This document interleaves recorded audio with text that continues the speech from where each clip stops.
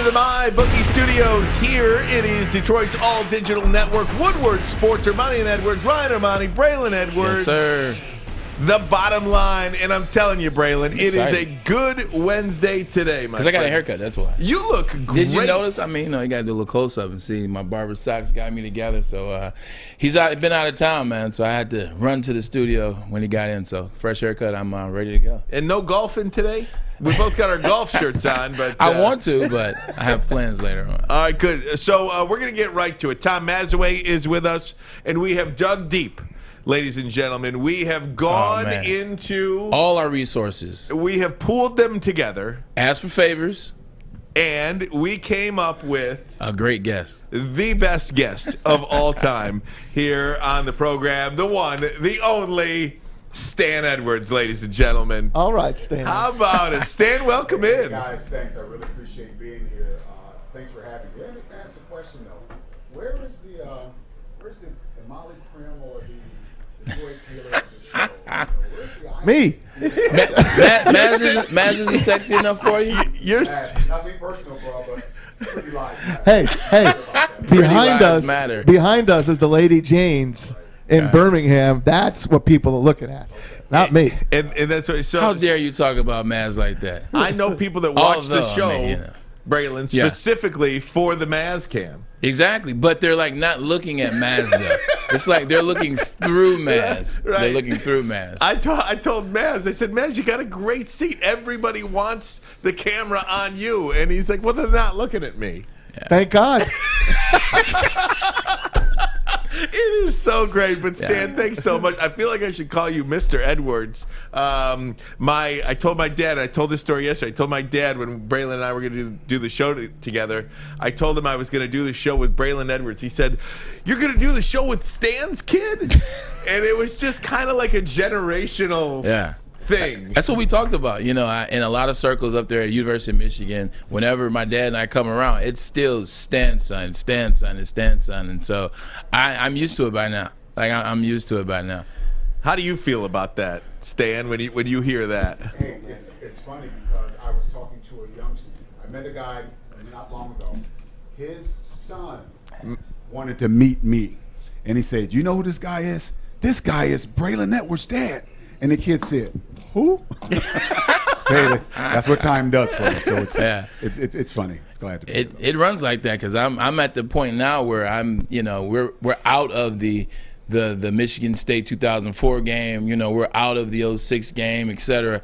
I'm now the guy that they're like, Braylon, you played the Michigan. Who? So I can understand how my dad felt then because that's how I am now. Now it's about, Funches. Like you hear those are like the kind of names that are lingering around, like the Devin Funches, the Donovan Peoples-Joneses, and the Jabril Peppers. Those are the lingering names now. It's no longer Braylon and Mike. Well, Mike Hart went back. He's the coach now. So And I love those guys, but I mean they can't, hold a candle to you, man. But enough about me, man. Let's talk the Pops. Let's get right to it. So 1982, drafted by the Houston Oilers out of the University of Michigan. I was just looking at that draft class, Stan. Right. I mean, Hall of Fame.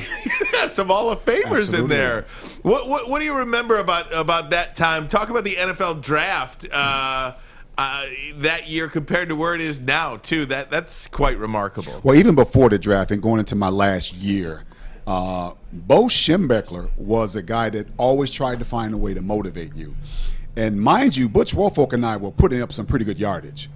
And we would go into the meetings, and Bo would come in there. You guys aren't good as Marcus Allen. He's not that good. You guys are. I wish I had a Marcus Allen back. And we were like, he's not that good and everything. So ironically, later on after my last year, I played in the All-Star game called the Olympia Gold Bowl in San Diego. And Marcus played in that game too. And we had a chance to play in the backfield together. That's a trivia question. I block for 3 Heisman Trophy winning running backs. I just gave you one of them. And when I played with Marcus in the All-Star game, I found out exactly why he was the Heisman Trophy winner. Absolutely fabulous back. But going into that draft, Ryan, one of the things that I really wanted to understand was how it made these guys so good. So at the combine, it was Bledsoe and National. There were combines all over the place. You had to fly all over the country then.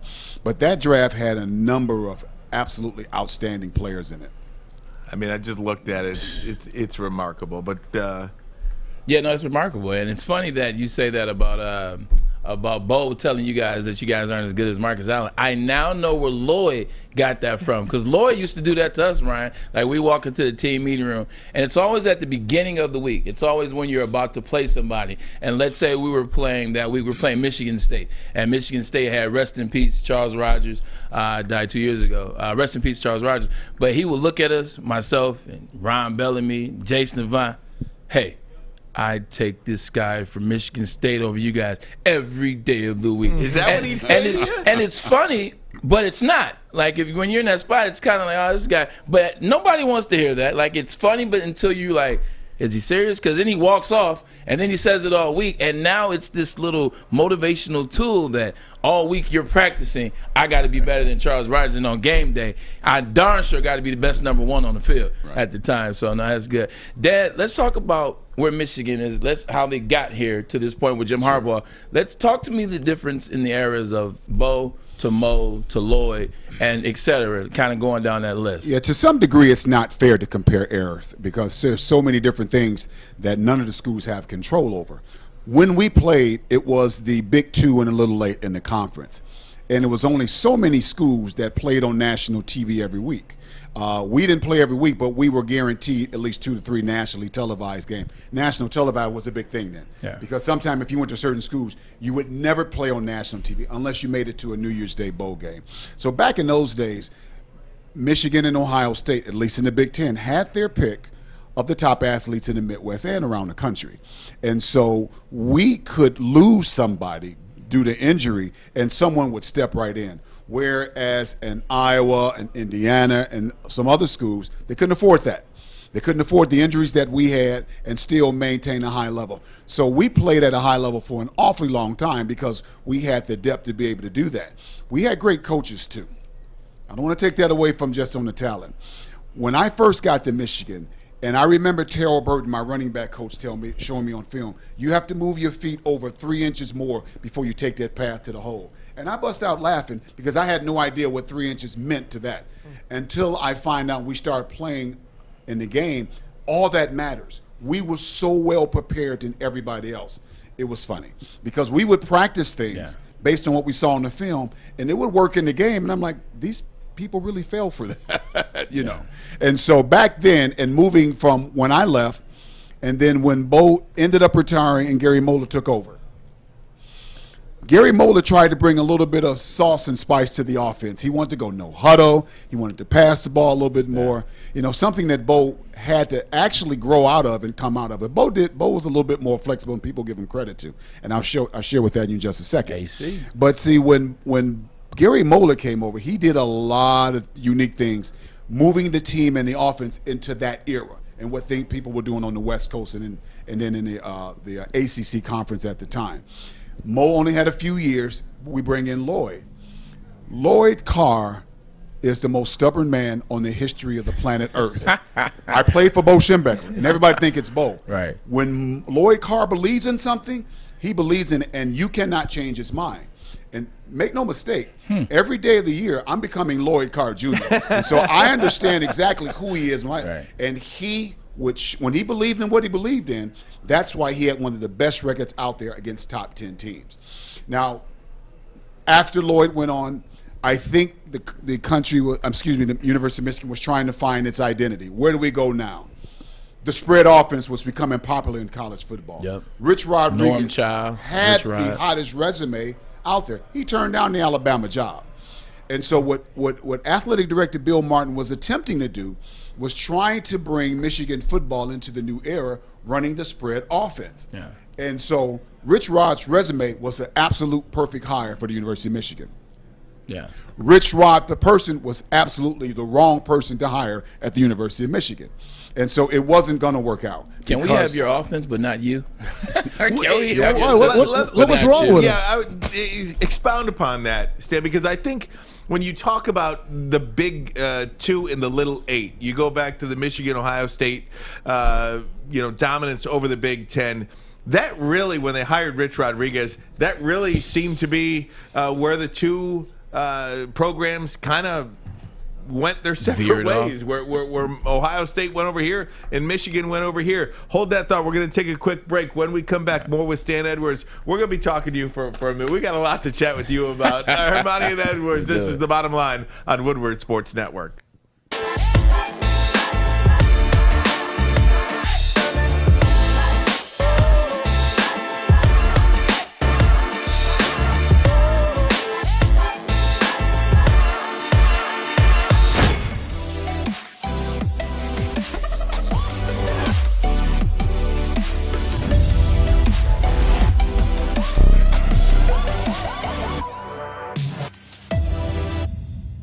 Tough if they ever were.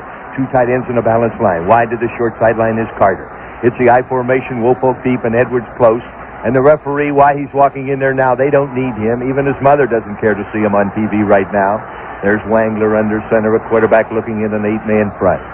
He's going to give it to Edwards again. Edwards does it, I think. He does it. And Edwards completes the vendetta. The Kettering High School lad from Shrine High School, Mr. Stan Edwards, picks up his 8th touchdown of 1980, and that will be Stan Edwards' 15th touchdown of his career.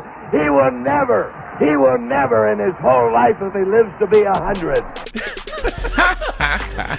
and you have never, right? Hunk, if you're from Michigan, Bob Ufer on the call. He will never, if he lives to 100. You have never forgotten close. about those moments. Never got those moments. I'm looking at the monitor there, and so you kind of reminisce and feel good about what you were able to accomplish.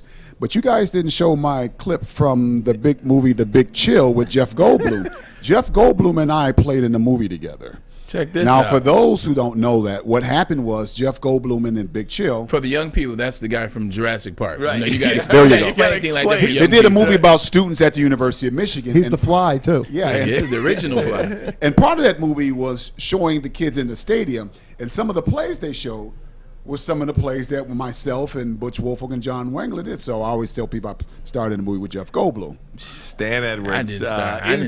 I didn't do that. In studio with us, and I want to pick up off the 8 points. touchdowns, by the way. 8. Check Heck that yeah, out. look 8 at touchdowns that. one season. 1980? Come on. That's a lot of touchdowns in man, 1980, chill man. out. I'm just trying to tell you. Stan, I want to pick up on a point that you made before we took the break, and that was Rich Rod, the coach, the scheme, right guy at the right time. Right coach, but not the right person. What was it about Rich Rodriguez that just never had a chance? Because in my opinion, and call me out if I'm wrong here, that was where Michigan and Ohio State went in separate ways. 100%. What all of us learned about the University of Michigan and its culture, it doesn't like outsiders. And we will keep an outsider out at any cost. And that's what happened to Rich Rod. In addition to, he made it a little bit easier because his style of play and how he did it was so different to everybody, not only in Ann Arbor, in the Metro Detroit region. Nobody was used to that type of person sitting in that chair. So that caused a lot of friction. He didn't have a lot of friends outside the ones he brought to Ann Arbor, so it made it easy for him to be removed from Ann Arbor. I thought he was an absolutely fantastic offensive mind. When they got the spread running with Denard Robinson, and I was like, oh boy, that is a very, very special offense. The defense never caught up with that, and you got to play defense in the Big Ten Conference, and he wasn't prepared to do that. Is it because he couldn't bring his type of player to Michigan? We know how hard it is to get in Michigan in the first place. I mean, it's like Harvard now and Yale to get in. Is it because of that? I don't think that has anything to do with it at all. I think you can get certain players in that can play a certain way of game. I just think his approach and how he wanted to coach at the University of Michigan, he was changing the culture, and everybody around Michigan programs on the Hill, academia, former players. We're not used to this. And you're not winning a lot of games, so this is not going to last very long. So he didn't get the support he needed to build a program. Yeah, I think, going back to what Ryan said, it certainly was part of the divide. You saw Ohio State go in one direction around that time, Rich Rod, and you saw Michigan go in another. I think another thing that happened around that time is you really see Michigan State start to emerge in that period. Great point. Because you see what happens with Penn State eventually with the Sandusky deal. You see what happens with Ohio State and the Tressel and the Fickle and trying to figure themselves out. And you see Michigan struggling to find their identity. So I think Michigan State actually is the forgotten child of the Big Ten around that era. And that's how they came up. Dad, talk to me about something else. Talk to me about Michigan now. Talk to me about what is the difference, but not even just Michigan. Let's make this a broader spectrum of the Big Ten. What is the difference between Ohio State and the other teams in the Big Ten, the power players, if you will, the Penn States, the Iowas, even the Wisconsin? What makes Ohio State so dominant in the Big Ten, and why are they the only team that you think about when you think about the Big Ten? Two things, specifically talking about Ohio State. Continuity and everybody believing in the program and nobody steps out. They probably have arguments. They probably have disagreements from the athletic director to the boosters and everybody else. They never let it come public. Nobody is bigger than that football program winning. So the continuity in the program is one thing. And the other thing is speed. Every time you go to the combine, somebody from Ohio State, probably defensive back or wife, is going to run 4.3. Yeah. They have consistent speed all the time. And speed, if you look at the people, besides the Ohio State players that go in the draft early in the year, they're very fast. Michigan and other schools have not paid attention to being able to play fast. Stan, if I told you that Jim Harbaugh would be entering his 6th year at Michigan, they would not be ranked in the preseason AP Top 25 poll. They wouldn't have a sniff, really. I mean, maybe one time have a sniff of the Big Ten, chance to go to the Big Ten title game. So zero Big Ten championship game appearances. One bowl game. No bowl game wins, correct? 0 wins against Ohio State. No quarterback brought in. No quarterback that really has done anything at all. 3 outside transfers. Of Jake Rudock. 0. Here's a catcher. 0 1,000-yard receivers. What would you say to me? Wow. I'd have said you're crazy. Yeah. What do you have against Harbaugh? What do you have against Michigan program? You're one of those guys that are trying to take the program out. That's what I would have thought. Because Jim Harbaugh's resume prior to coming to Michigan was one of the best resumes in all of football. And so I would have believed that where we are today would have been there under his leadership. I got to believe that there's something going on with him that we may find out later on in life that was bothering him. He's an absolutely solid football coach because he showed it on so many different levels. What's happening here with him in Ann Arbor, I don't know. And I think he's a very prideful man, and he will never share that with anybody. But here's what I truly believe. I don't think this year is going to be a very good year as well, just because of the young people. They're starting a new quarterback, and they haven't built the team up the way they need to build it up. And some of the other schools, the Indianas, the Penn State, the Wisconsin, and obviously Ohio State, are still at the top of their game. So I wouldn't be surprised if Harbaugh struggles again this year. But I don't know how long he's going to be in Ann Arbor. I don't believe this is his swan song. He will not leave football on a losing note. He's going to go someplace, maybe back to the NFL, and he will leave football on his terms and on a winning note. Stan, let me ask you this. 2016, the failed punt against Michigan State that went for a touchdown to break Michigan's back, to break Michigan fans' heart. I told you, I say this story all the time, but I saw Jim Harbaugh on the sidelines, and it looked like he saw a ghost. I feel like the ghost of Jim Harbaugh left his body that day. Do you think? I think he ceased becoming Jim Harbaugh that day. No, I don't. I couldn't result it to that one play because some people think it was the play that's a spot in Ohio State and Columbus. There's a number of different plays where they just won the Iowa game, the rain game against Michigan State, whether it was 14-10, whatever that score was. There's a number of games, or the it sounds like I'm piling on. The game, was it Air Force or Army that we almost lost? But it's just the facts, though. It sounds like you're just piling on, but it's just the facts here. And yesterday I made a commitment to the audience that I was not going to talk negatively, and I am not. You got to stay true. And I am not going to talk negatively about Team One, whatever version this is of the Michigan Wolverines. We'll figure it out. But until they lose a game. But I want to. Do you think Jim Harbaugh's dealing with something? You don't think that the Jim Harbaugh they hired is the Jim Harbaugh they've got right now? Absolutely not. He's not the same guy. I believe there's something going on with him. He can't watch it. He hasn't forgotten how to coach football. I don't know if it's staff, if it's he brought in people with him that really weren't ready to do that had a good resume, that got old with him. One thing I hear about Nick Saban is he has a cycle with all his coaches. He sends them in, he sends them out. He sends them in, he sends them out. I heard him say, I cannot have anybody with me that doesn't evolve. I got to have new thought, everything. I have to evolve, so I have to keep new people around me. I don't know if that's it with Coach Harbaugh, or I don't know what it is. I don't think he's the same guy to walk through that door. Hey, Nick Saban, you just talked about him. What didn't work here at Michigan State for Nick Saban? How did he leave here and become St. Nick? So let me answer it a different way. Yeah.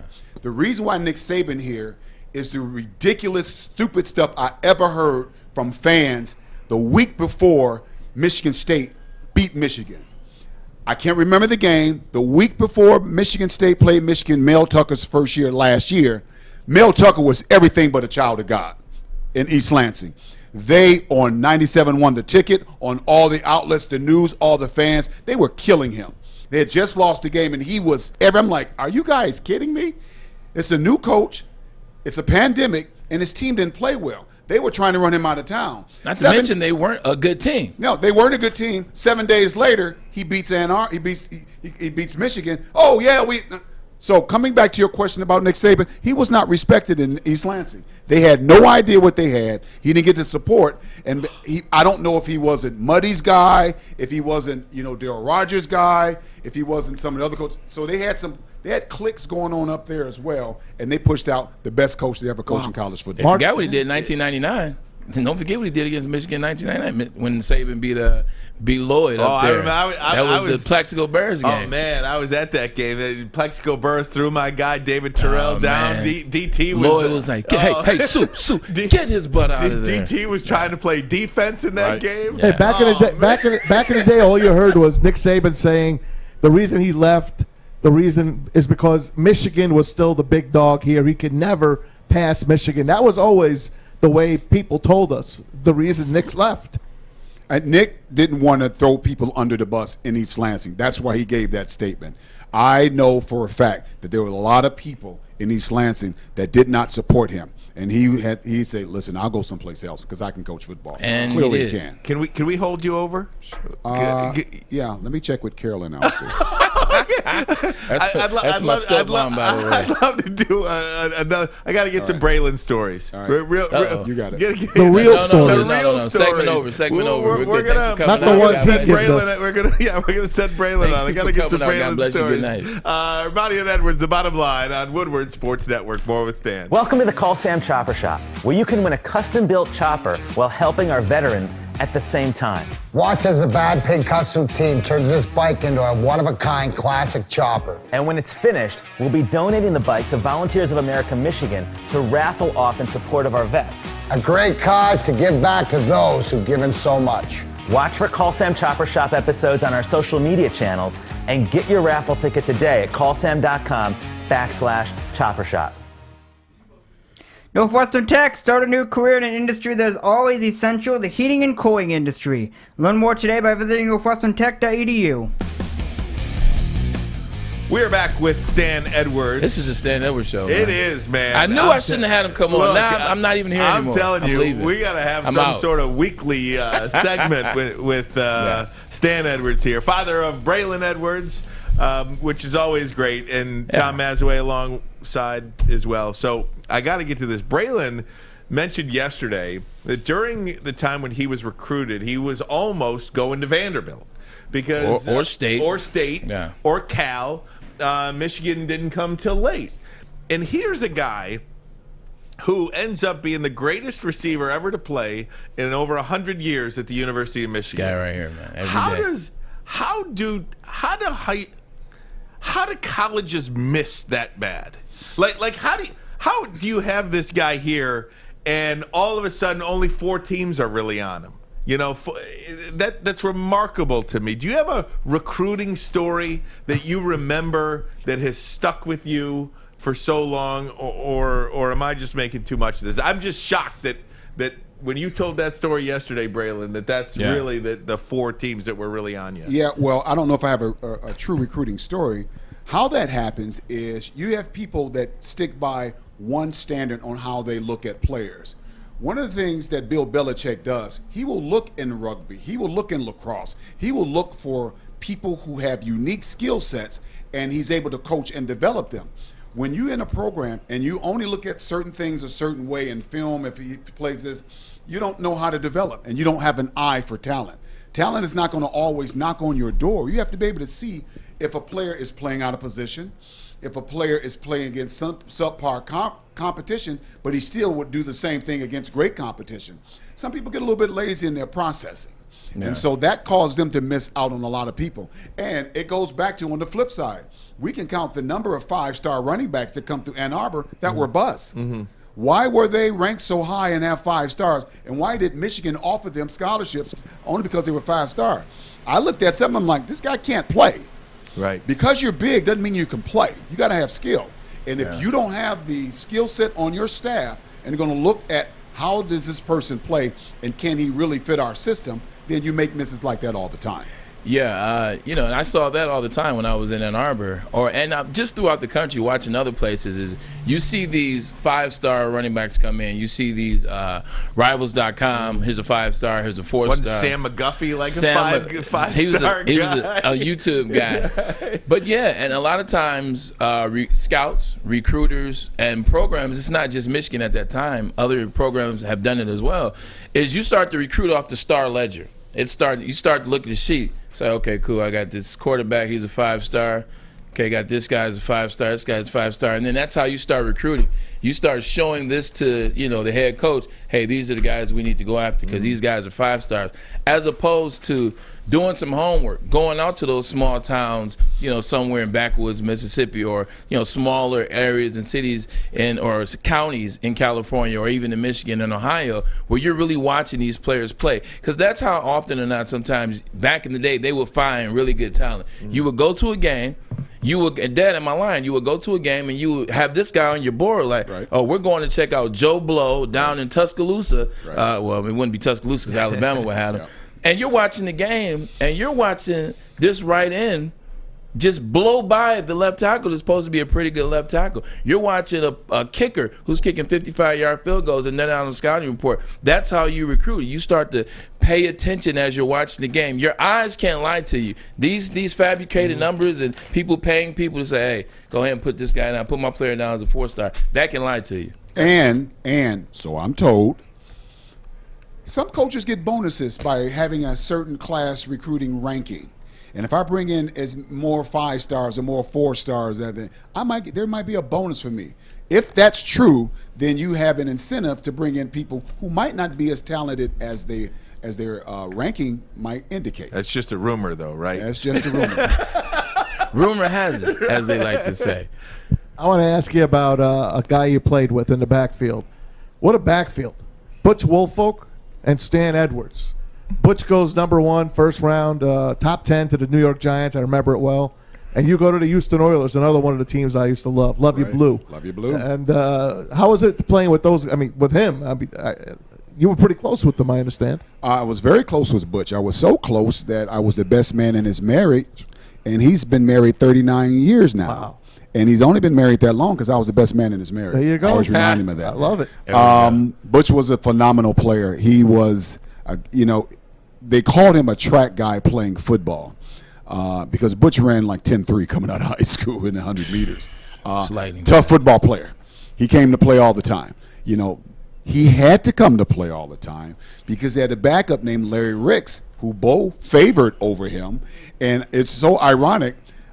Sometime when I'm late at night and I can't sleep, I will YouTube old Michigan film when I played. Yeah. And a lot of times You're not the only one. And a lot of times when I'm looking at myself play and Larry Ricks is standing behind me. And I'm like, well, wait a minute, when did Butch ever play?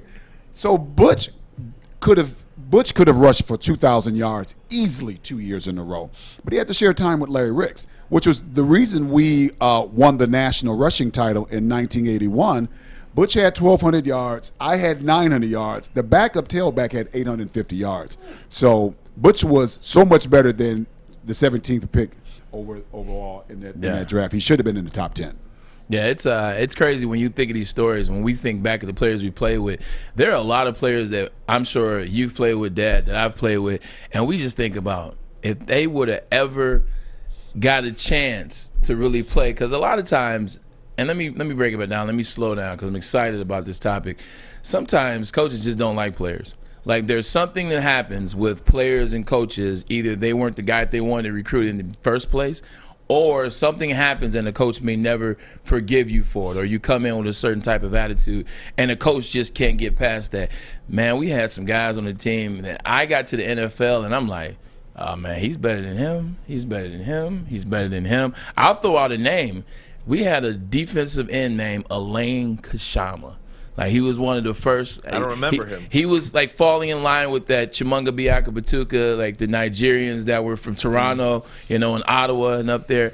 I'm talking about he was a Von Miller type of outside linebacker before Von Miller and them existed. Like he could get up the field. We played Ohio State in the 100th game. Man, 2 sacks, like easy. We played Florida in 2002 against Rex Grossman. He sacked Rex twice and had a sack fumble. Like, this is Rex Grossman who couldn't run.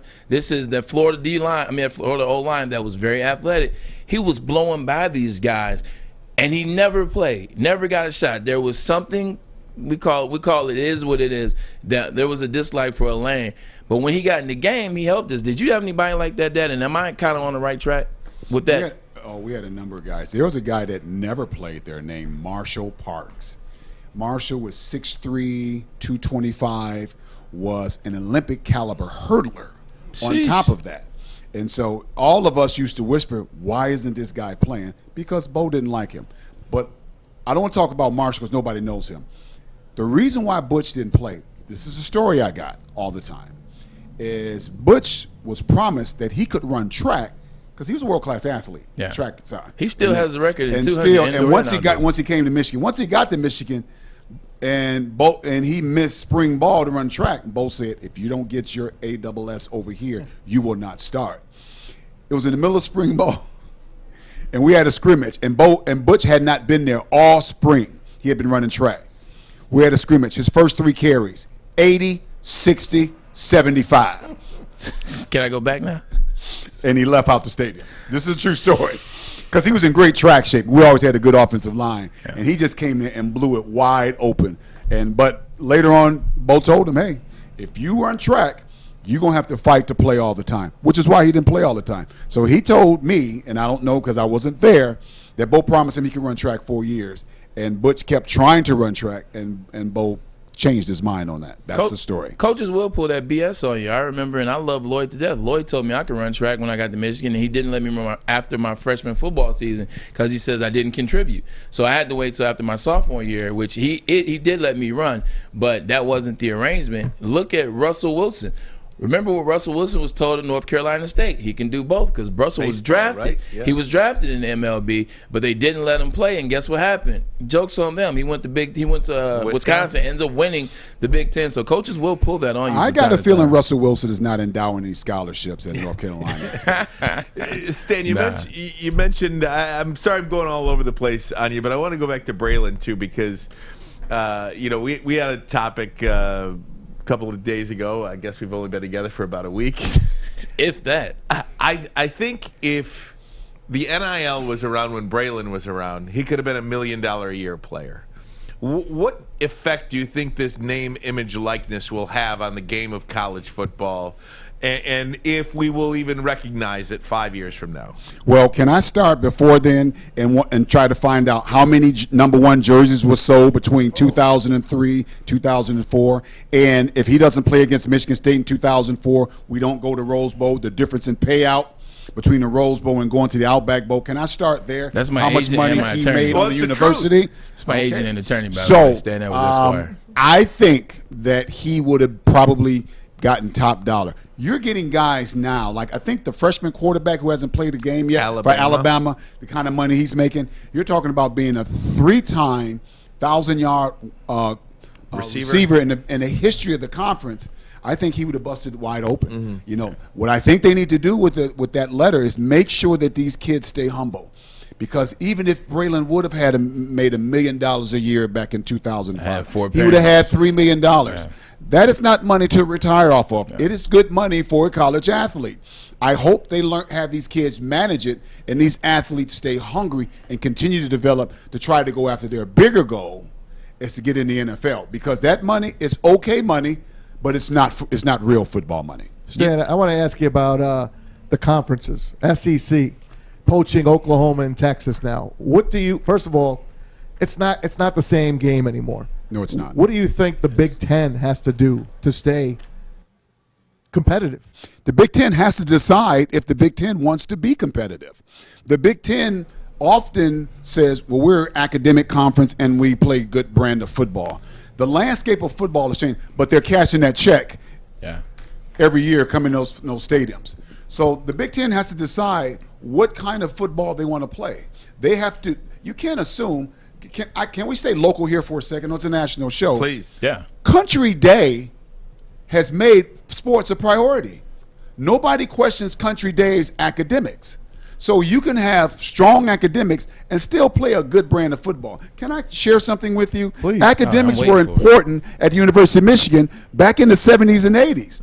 And we whooped a lot of behind back then. You did. So I don't think because the landscape of college football is changing so much that people are looking for power conferences and putting teams together, that the Big Ten has to take a back seat. The Big Ten has to decide how important they want to play and not hide behind academics. Stan Edwards, this has been absolutely fantastic. You can't go yet. I'm not done. Wait a minute! Oh, you guys are kicking me out. You didn't get a chance to ask about the Detroit Lions and ask me why hasn't Dan Campbell or Brad Holmes asked for having brought in Berkeley Edwards, who's a 4.2 40-yard dash runner. There's very too many 4.2 guys in the city, in the elite, let alone walk in the street. But I digress. Go to a break. I'm gonna put on punishment. Yes. It's not going anywhere. He's not going anywhere. This is the bottom line on Woodward Sports Network. Try to blame me. You know why realtors love using Hall Financial as a lender? Because of our commitment to speed and service. We have nearly 4,000 five-star reviews already. Call today, 248-308-5000, or go to callhallfirst.com.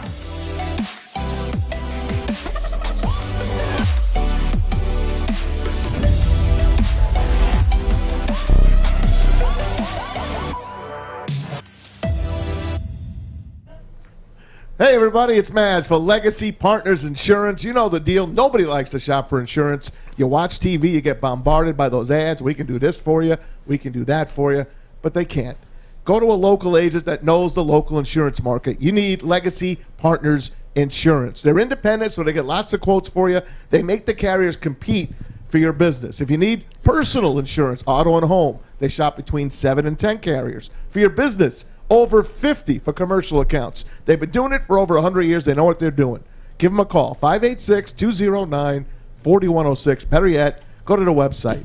It's designed for Woodward Sports. It's legacypartnersins.com/Woodward Sports. Takes you to a landing page. All you do is fill out your name and how you want them to contact you. Let Team Maz go to work for you. You'll save hundreds a month, maybe thousands a year. You got nothing to lose. It's free. Legacy Partners Insurance. Tell them Woodward Sports. Tell them Stan Edwards sent you. Better yet. I'll tell you, we are having so much fun with Stan Edwards, of course, father of Braylon Edwards here on the bottom line, and it has been awesome so far. We'd like to keep you to the top of the hour if we can. Let's do it. We got a lot to discuss. Before we do 6,000 would be a good before we get into the NFL, I do want to clean up one thing quickly. Well, not quickly. We got plenty of time. I want to ask about how does Michigan get there? I look at Ohio State right now, and it's just we put it up on the board yesterday. They reload. It's the big one and the little 13 right now.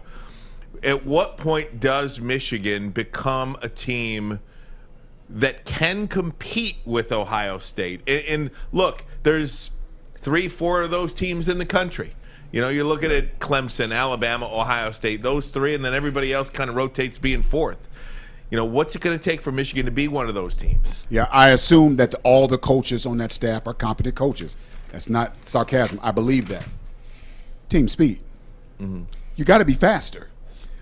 Urban Meyer said it recently. He said, listen, back in the days where you can have 8, 9, 10 play drives, you can't have that anymore. Teams are too good. And because you're going to make a mistake, you got to find a way to score in 2 or 3 plays and to get on the board. You cannot ask college athletes to sustain 4 or 5 8-play drives throughout a game. It's just not going to happen. The other side of the team is too good. You have got to find a way to score quick and early, and that's team speed. But when is enough for Jim Harbaugh? When does he have to take Michigan to where everybody thought he would take them to? I don't know if I know the answer to that. When is enough? Because if you're asking Stan Edwards, I think Jim Harbaugh will get this turned around. He made a drastic change in his coaching staff this offseason. So it's very serious to him that what he was doing before wasn't working. So he had to make some changes. Therefore, I anticipate them being a lot better in the 2022 season. I could be surprised, and pleasantly so, for the 2021 season. But I don't think enough's enough is any time in the near future for Jim Harbaugh. Yeah, it's actually my bad, Ryan. No, that's actually that's a very good point. We've talked about that. We've talked about some of those hires, and we talked about Mike Hart coming back home. We talked about Ron Bellamy and the tremendous work that he did at West Bloomfield High School. Him now being on the staff with the secondary. I think that's an amazing turnaround in his judgment and how he's bringing in coaches, bringing in talent to be able to connect to the younger kids. I think that's something that was lacking, the connectivity between himself, his coaching staff, and the players to a certain extent. But is it too little too late would be the question. He's gotten it turned around mentally as it relates to bringing in certain type of coaches and players that can coaches that can connect to the players. But is it too little too late in terms of when he turned it around? He turned it around in year 6 versus year 3 or year 4. We're kind of like in this Mike Gundy, isn't that his name from Oklahoma State? Kind of like a Mike Gundy type thing. Where hold on, let me be a little selfish here for a second. I could care less that the coaches are younger and they can connect with players. I'm at the point, if Coach Harbaugh had all green, red Martians next to him on the sideline, if they can coach, that's all I care about now. For the last 40 years, there's actually about 35 or 30 now. One thing I could count on in my life, Saturday in the fall, my school, whether I sat in that stadium or sat in my living room, that my team was going to knock the crap out of somebody and be victorious 95% of the time. I live for that. I could care less that I think these coaches are fine. I can care less who they can connect with, what color they are, or anything. I just want them to win.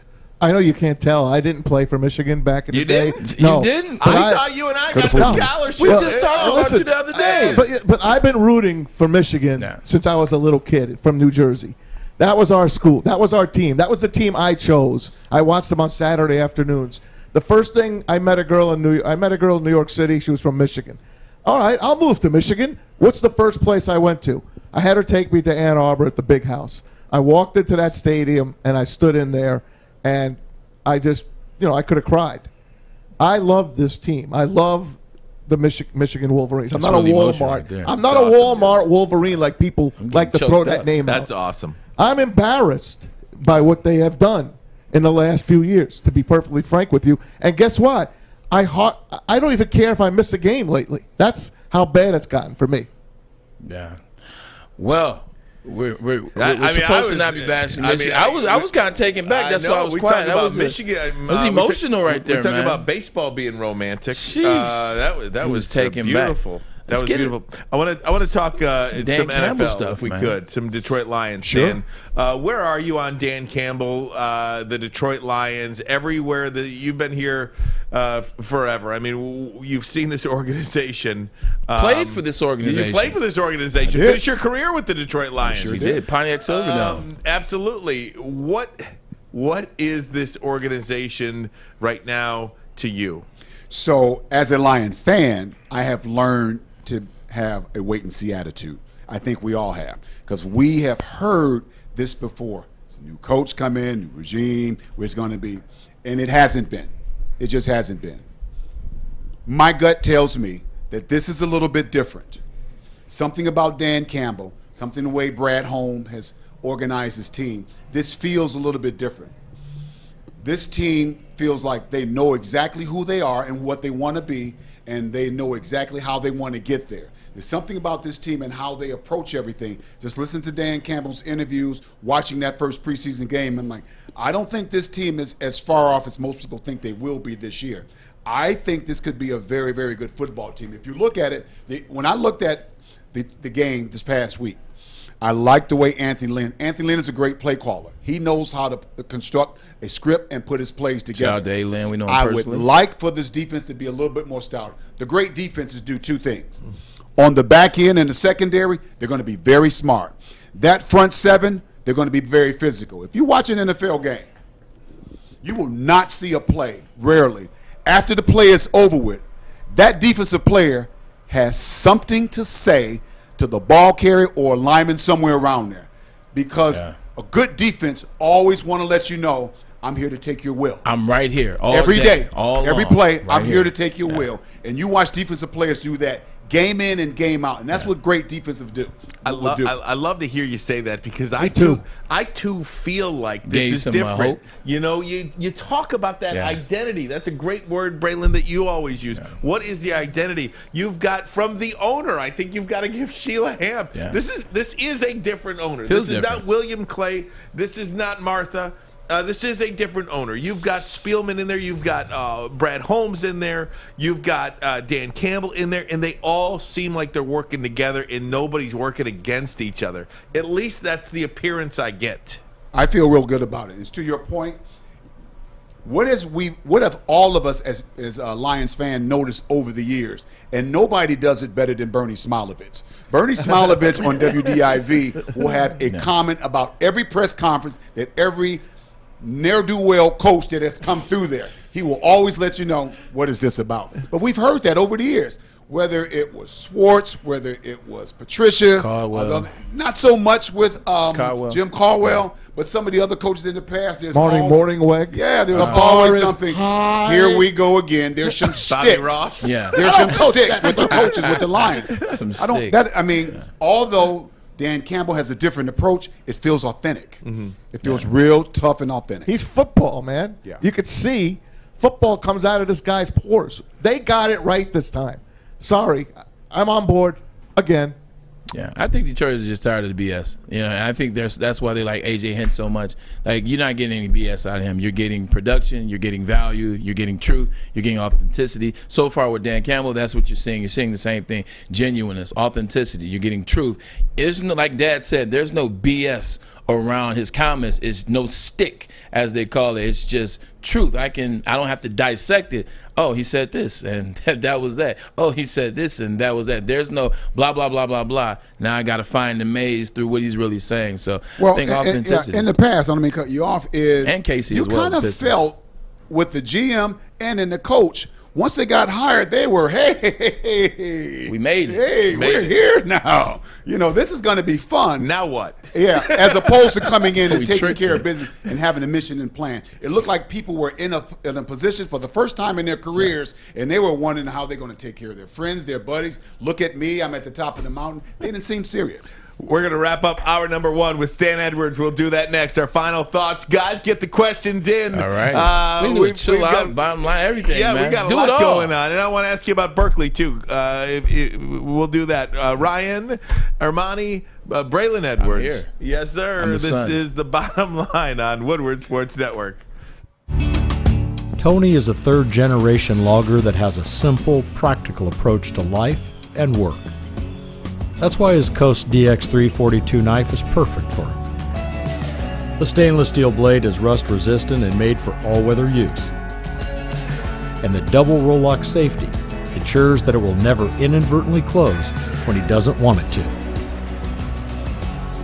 That's why Coast is trusted tough. Back to wrap up hour number one with Stan Edwards, an all-time great name in our state. You know, you hear the Edwards name, and you know exactly what family you're talking about. Stan, so many people in our area are fans of your family. Give us an update on what's going on with Berkeley and Bailey. Those are two names that we have all grown up with and know as well. And don't forget our nephew Donovan Edwards up at Michigan now too. Right? Yeah. And we have a trader now too. You got to talk about that. Yeah. So Berkeley Edwards, I have encouraged him to continue to try to chase his football dream for two reasons. The number two reasons is I want him to leave on his own terms. You have people, well, use your degree, get on with your life. No one should ever tell another man how to sleep at night. And I want Berkeley to lead the game. He played indoor football league at a professional league in Atlanta earlier this year, and he's trying to get on with either Canadian or XFL or maybe even the NFL, but he probably have to go the other route for. That's number two. The number one reason why I want to continue to play, because he's good enough to play. Yeah. He is absolutely good enough to play on Sunday because his footwork, again, there are not many guys in the NFL that can run 4.2, let alone guys walking the street can run 4.2 in the 40-yard dash. And his path has been unconventional. He's wrong place, wrong time, untimely injuries. So I'm crossed that someone will give him an opportunity, bring him in. When you look at that clock, you're going to be like, oh, boy. Bailey Edwards, late bloomer, trying to figure it out, built more like Braylon, tall, lanky. He's 6'2", runs 6'5", can take the top off it. Yeah. He has to learn how to play on 3rd and 8. Yeah. Simple as that. Yep. Yeah, it's the physicality.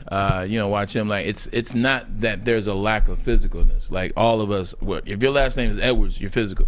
You know how to be physical when you need to. It's just him playing that position. He was lanky for a long time, and he was just playing receiver. He didn't play defense. You know, he wasn't going down there on gunner. He wasn't going down there on kickoff. So he never really developed or learned like that physicality from a learning to hit, wanting to hit. I played every position on defense my senior year in high school. So I played DN, linebacker, safety, cornerback. You know, I love to hit. BG. Yeah, exactly. Coach Sahady, rest in peace. He taught me that. Best friends with Alfred Costa, rest in peace to him as well. Like I learned that. Bailey only ever played wide receivers, so he learned late. But now you don't want to get into a fist fight with Bailey. Like, you know, even at the line of scrimmage, you don't want that problem at the line of scrimmage, but he just has to learn that defensive mentality. It's like driving. Like, you may be a great driver, but when people can't drive around you, you have to drive defensively. He's got to learn how to drive defensively on 3rd down. That's about. Yeah, he grew another shoe size in college. Wow. And another inch and a half in college. I peaked in 8th grade. Did you? I'm still peaking. You were a tall 8th grader. That's why I was such a you good were a player. Tall 8th grader. That's why I was such a good player in 8th grade. So you peaked in 8th grade? What were you peaking at? Was it when the girls' locker room was it? Stan, did you ever want to coach? Just hearing you talk, man, I want to go play for you, man. No, I never wanted to coach because what was more important to me is sitting in the stand watching my sons play. So that was more important. More than likely, they were not going to play for me. And for me to coach someplace else while they were playing, I didn't want to watch their games on DVD or replay like that. I wanted to see it when it happened.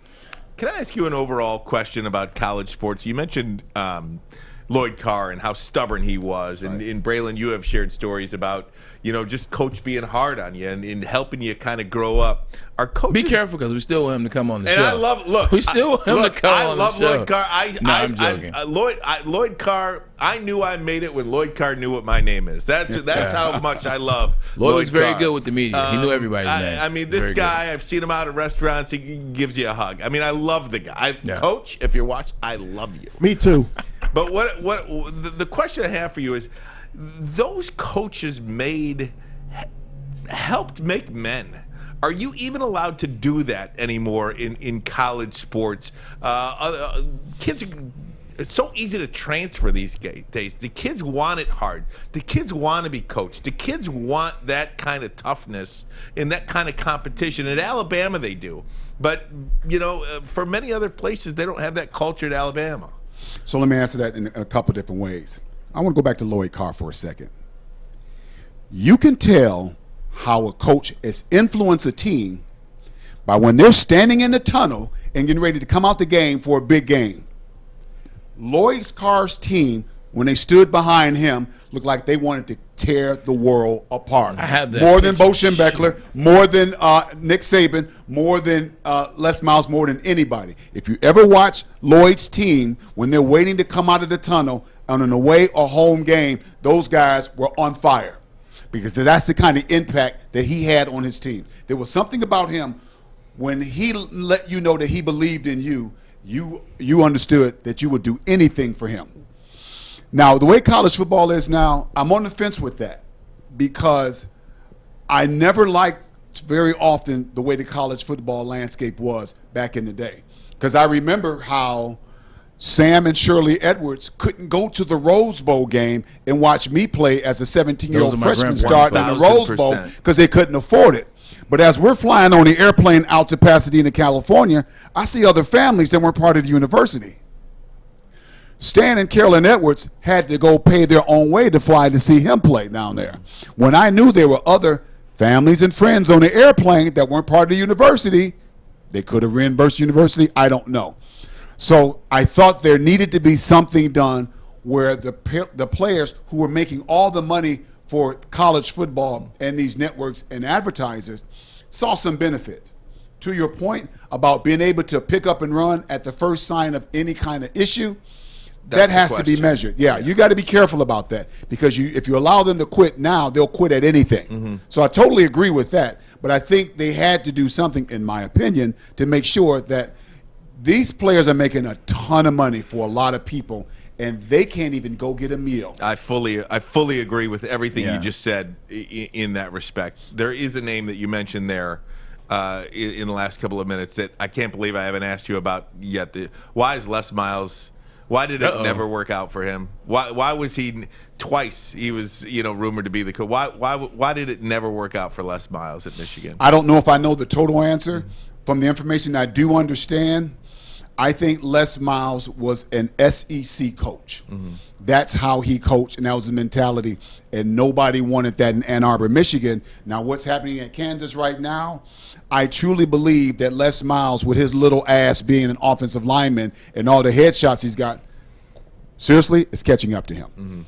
I don't think cognitively he's the person that he used to be when he's down in Baton Rouge. Fair enough.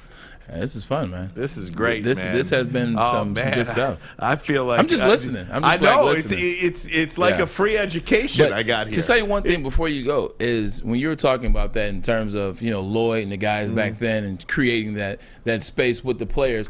I think another thing too to that is guys were young-minded when we were coming like back in the day, and I could be wrong. Dad could have a whole total different take on this. I think guys were kids when they were coming in. Even if guys were great players, they were still kids. Like DT was a man when he got to Michigan, but DT's a big kid. And I think a lot of times it took coaches like Lloyd or and he had a rough go of it growing up too. Yeah, he did. He had a rough go. So so a lot of times guys come in and they need to mature, and they don't realize till they left that Lloyd helped them. I think nowadays kids are growing up a lot faster, whether they have to or whether they don't. I think, social media, I think the pressure that's put on these kids, the camps, the things that they're going to, like they're training for that level fast. Like they're coming into college ready to be treated like a man. Like, obviously they're not men, but they're ready to be treated as such. And I think coaches have become more so, in some regard, kind of like a Calipari. Calipari is more of a manager than a coach. Calipari in basketball is like, hey, look, I'm going to manage you guys because I know what's next. You guys are going to the next level in a year. I think that's what you're seeing a lot of times in football now is you're seeing coaches just kind of manage guys that already kind of are ready to play and ready to get to that next level. Hey, KB, Ken Brown wanted me to say a shout out to Stan and say, stop telling the truth, Stan. Stop telling the truth. Tell Ken he owes me a call, too. Because last time I called him, he didn't call me back. He's watching. Yeah, get you in trouble. Well, we absolutely appreciate it. Stan, we hope we can do this again. I mean, it is so great to have you be a part of the show and just drop truth bombs on it. Well, if you want me back, you just got to call Carolyn. We'll do that. Go do your honeydew list now. Don't go too far, Dad, because you're Mariah Holmes. So just go out here for a second. Give us an hour. All right, thanks so much for the time. This is the Bottom Line Woodward Sports Network. Tell your friends about us. Would you like to win a custom-built chopper while helping our veterans at the same time? Then watch as we turn this bike into a one-of-a-kind classic chopper. Watch the Call Sam Chopper Shop on our social media channels and get your raffle ticket today at callsam.com/chopper shop.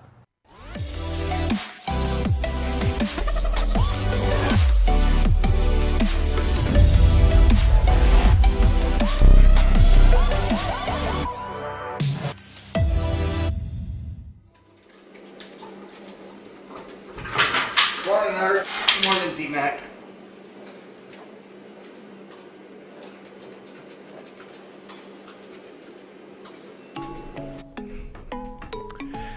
And we are back here on Woodward Sports Network, the bottom line. You tried to replace me. That's what you guys tried to do. You guys had me bring him on, and now I'm replaced. You Now I'm gone. If anybody's going to get replaced here, it's going to be me. But you are so solid in your job security. I'm lucky. I'm telling you. Nah. This is, look. That was good stuff. It is remarkable, and we're going to change the subject in a minute. But to be the son of such a public figure, too, I'm sure has its challenges, and I think your family is, for lack of a better way to say, it is sports royalty in the state of Michigan. It is, and I appreciate you saying that. My dad was all-state in high school in 3 sports. I was all-state in 2 sports. My 2 younger brothers were all-state in 2 sports as well. Track, football. My dad was track, football, and baseball. My dad went to the University of Michigan. I went to the University of Michigan. They've gone to Minnesota Central, University of Michigan. We are. And finished his career with the Lions. Finished his career with the Lions, and he's just been a great staple. He speaks well. He's very intelligent. He knows how to keep a relationship. He keep the relationship, friendship lines open. He knows how to do research. Like, my dad's very, very sharp. All my parents are, and it's kind of just been great to be a part of that and to come from that. And it's had its challenges because people do hate. People don't want to see you succeed all the time, especially when you have something, you come from something like that. But at the end of the day, the strong survive, and we're strong. There are people in your life, and I heard this a while back, you go through life like you're climbing a ladder. They're not supposed to be there forever. And there are people in your life that try to, like, pull out the saw and knock you down so you fall down, and then there are people there willing to give you the step up. You know what I mean? And your family is like that. You're the ones carrying that made me cry. Seriously, I think the world of your family. I do. That. I think it's remarkable, and meeting your sister and your cousin. Hey, you know what? You're invited to the barbecue. Yeah, I want to come. You're welcome to the barbecue. I do. I think the world of your family, and you've got a great last name, man. I appreciate that. How about Maz, man? Maz got me touched. Seriously, Maz got me. I'm not gonna lie, because I'm very emotional about Michigan. Hence, you've seen some posts, some things in the past. But what Maz said about Michigan, man, that struck a chord, it struck a nerve, because that's how I feel about Michigan. Like, when you walk in there, like, I'm getting goosebumps talking about it. I do too, actually. Like that, when he said that, like, take me to Ann Arbor, and then when I walked in there, like, I wanted to cry. Like, I remember the first time I walked in the stadium as a scholarship athlete, because I've played, I've been there. When I walked in there, a lot of kids are not from Michigan, or their parent didn't play at that school, Michigan, so they're happy to be. Most didn't. Exactly. They're happy to be on scholarship.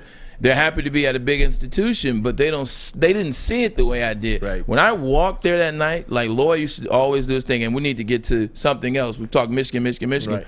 When the last Saturday before the season starts is the end of training camp. We always do this night thing, Maz. I don't know if you're familiar with it. Maybe you are. Where Lloyd will have us go to the stadium at night, and then we would just sit there, and everybody go to your own corner. Everybody do your own thing, and you just think about the season. You think about the opening game the following Saturday. You just think about, what are you going to do? What do you want to accomplish? Where's it going to be at? Like, is this going to be the moment? And no BS, no malarkey, no whatever the word is.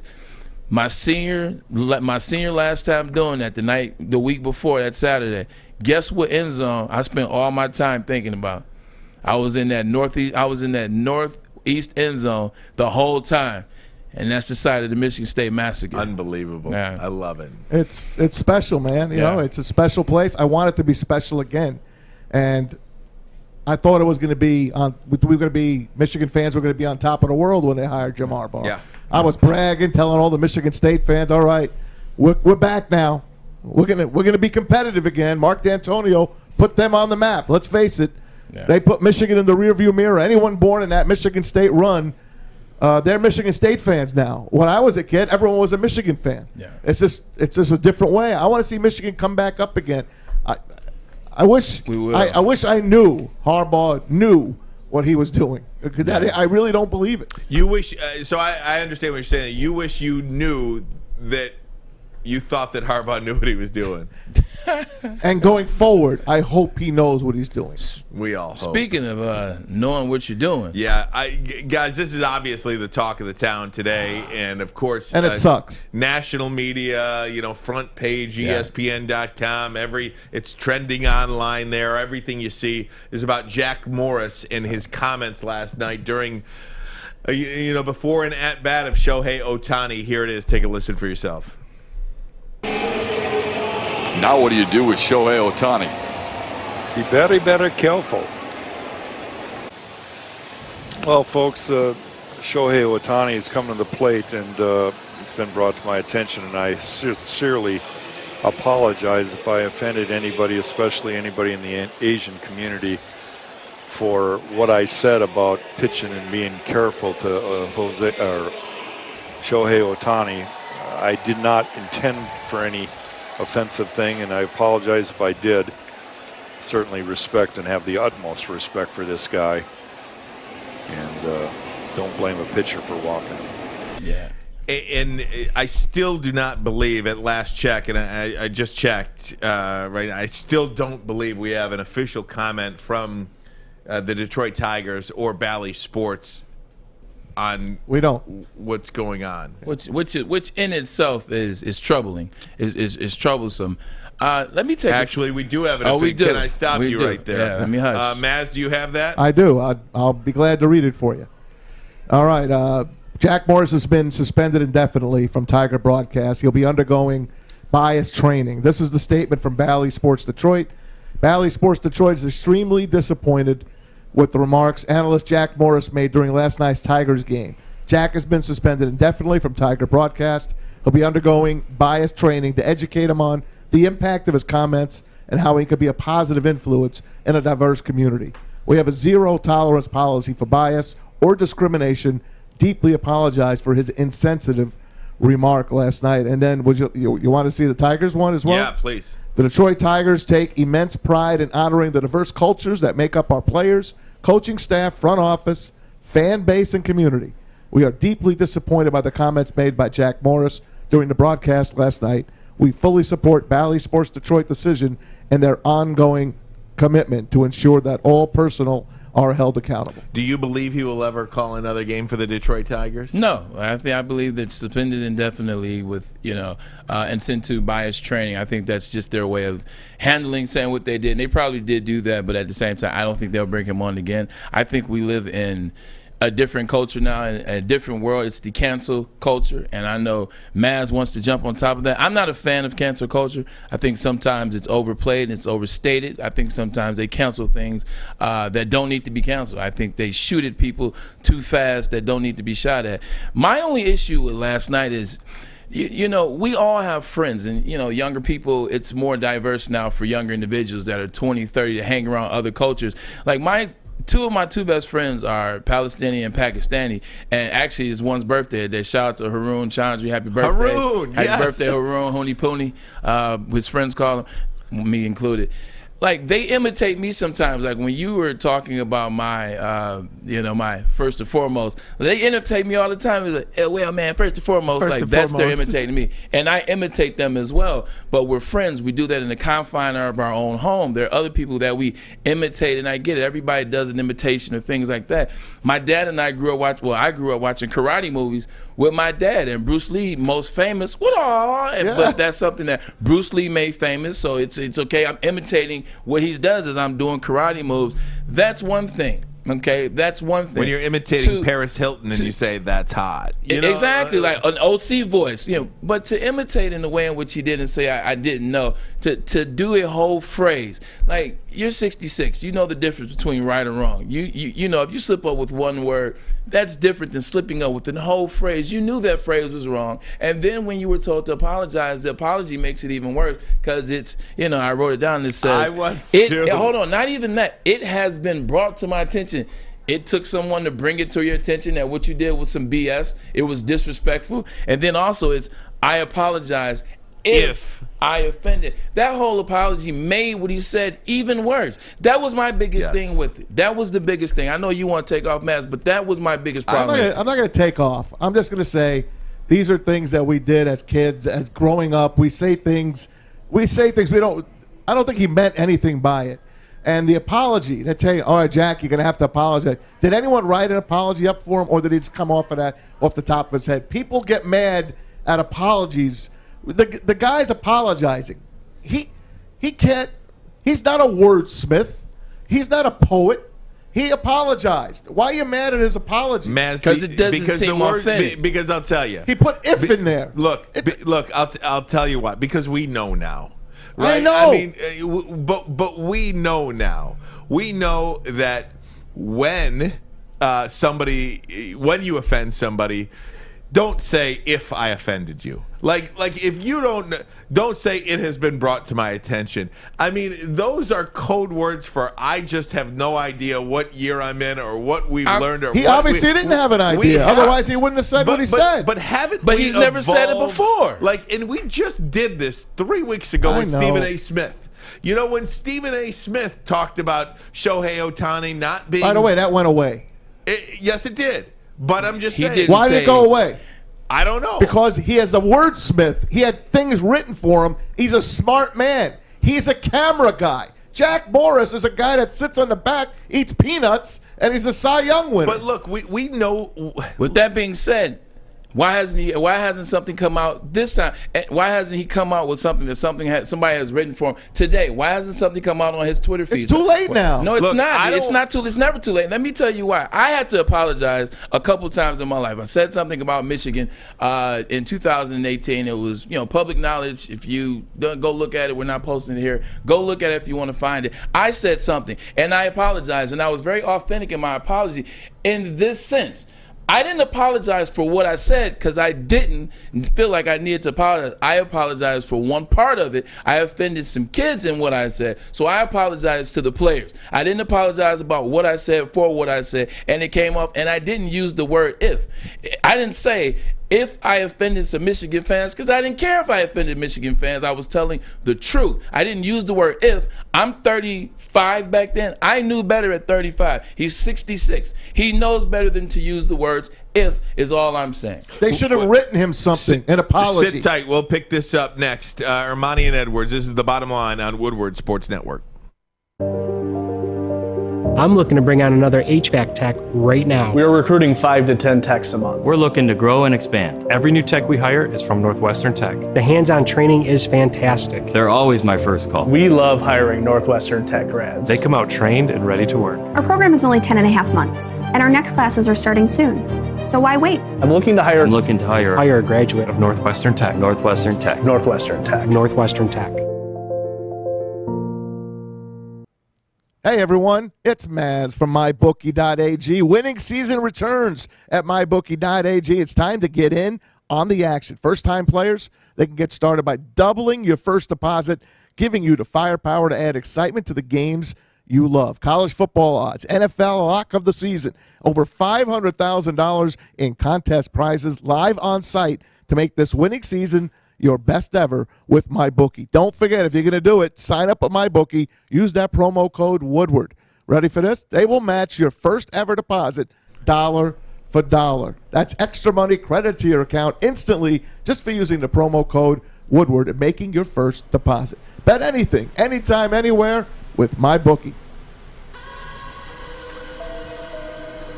And we are back, continuing our conversation regarding the Jack Morris comments. If you're just tuning in, Jack Morris has been suspended indefinitely for making his insensitive comments last night during a broadcast regarding Shohei Ohtani.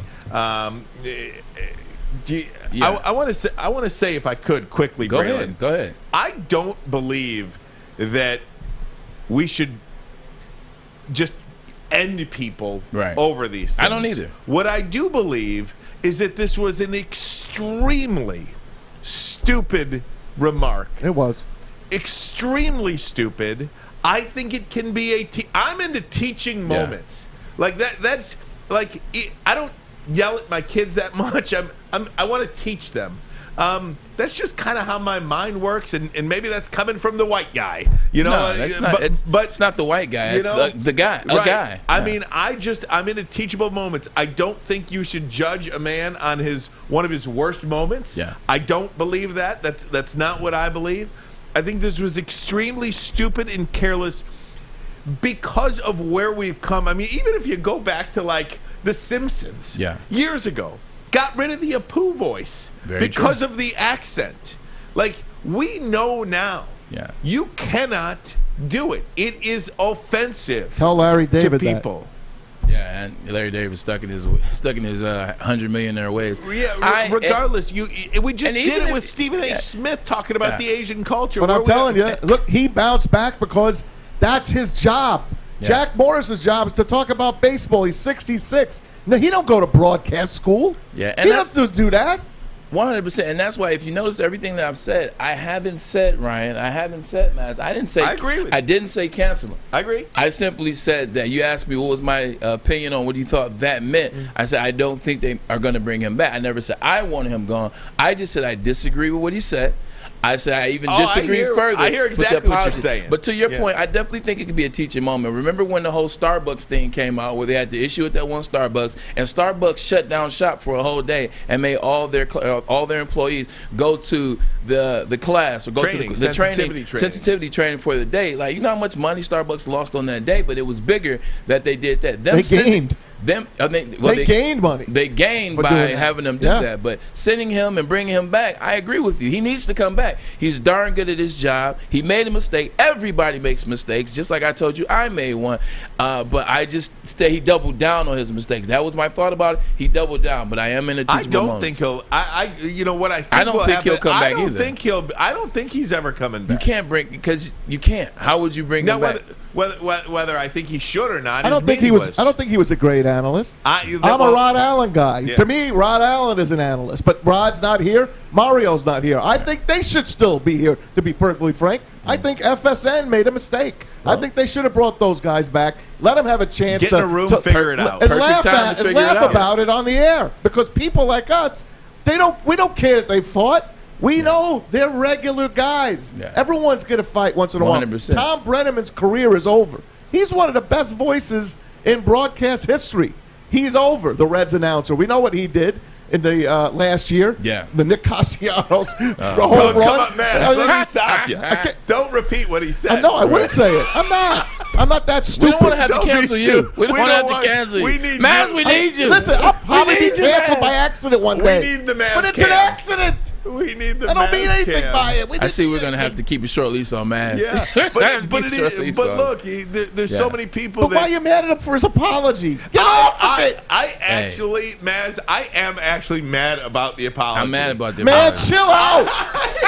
There it is. I'm not mad about the apology. I think the apology was every bit as dumb as the comment itself. This is how it went. All right? You're going to be Jack Morris. Okay, you're going to be. I'm glad I'm not Jack Morris. I am not going to be Jack Morris. All right, you're Jack Morris, Braylon. Are you ready? What? That's even worse.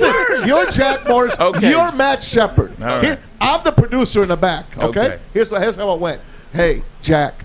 It's exploding all over the internet. What you said what did I say? 8th inning. Listen, you remember you kind of mocked how Shohei Ohtani I was only messing around. Listen to me. We need you to apologize. Don't do it this inning. Serious? I need you to write some notes down, and we're going to come back. Matt's going to give you the mic for the first 30 seconds. Okay? All right, Matt, back to you. Come on. Inning starting. And now to the... No, look, I don't know. That's how he wrote his apology. Stephen A. Smith had 2 days and 2 shows of his own to get technically, over his faux pas. He had a whole at bat. So how long does it take to get back to his at bat? Because he didn't do it till Shohei came back up there. It was like 3 innings later. So Okay. Did somebody from Bally Sport write that for him? No. They should. Yeah. That's what PR is. Just, Look, I just think at 66, you can have enough.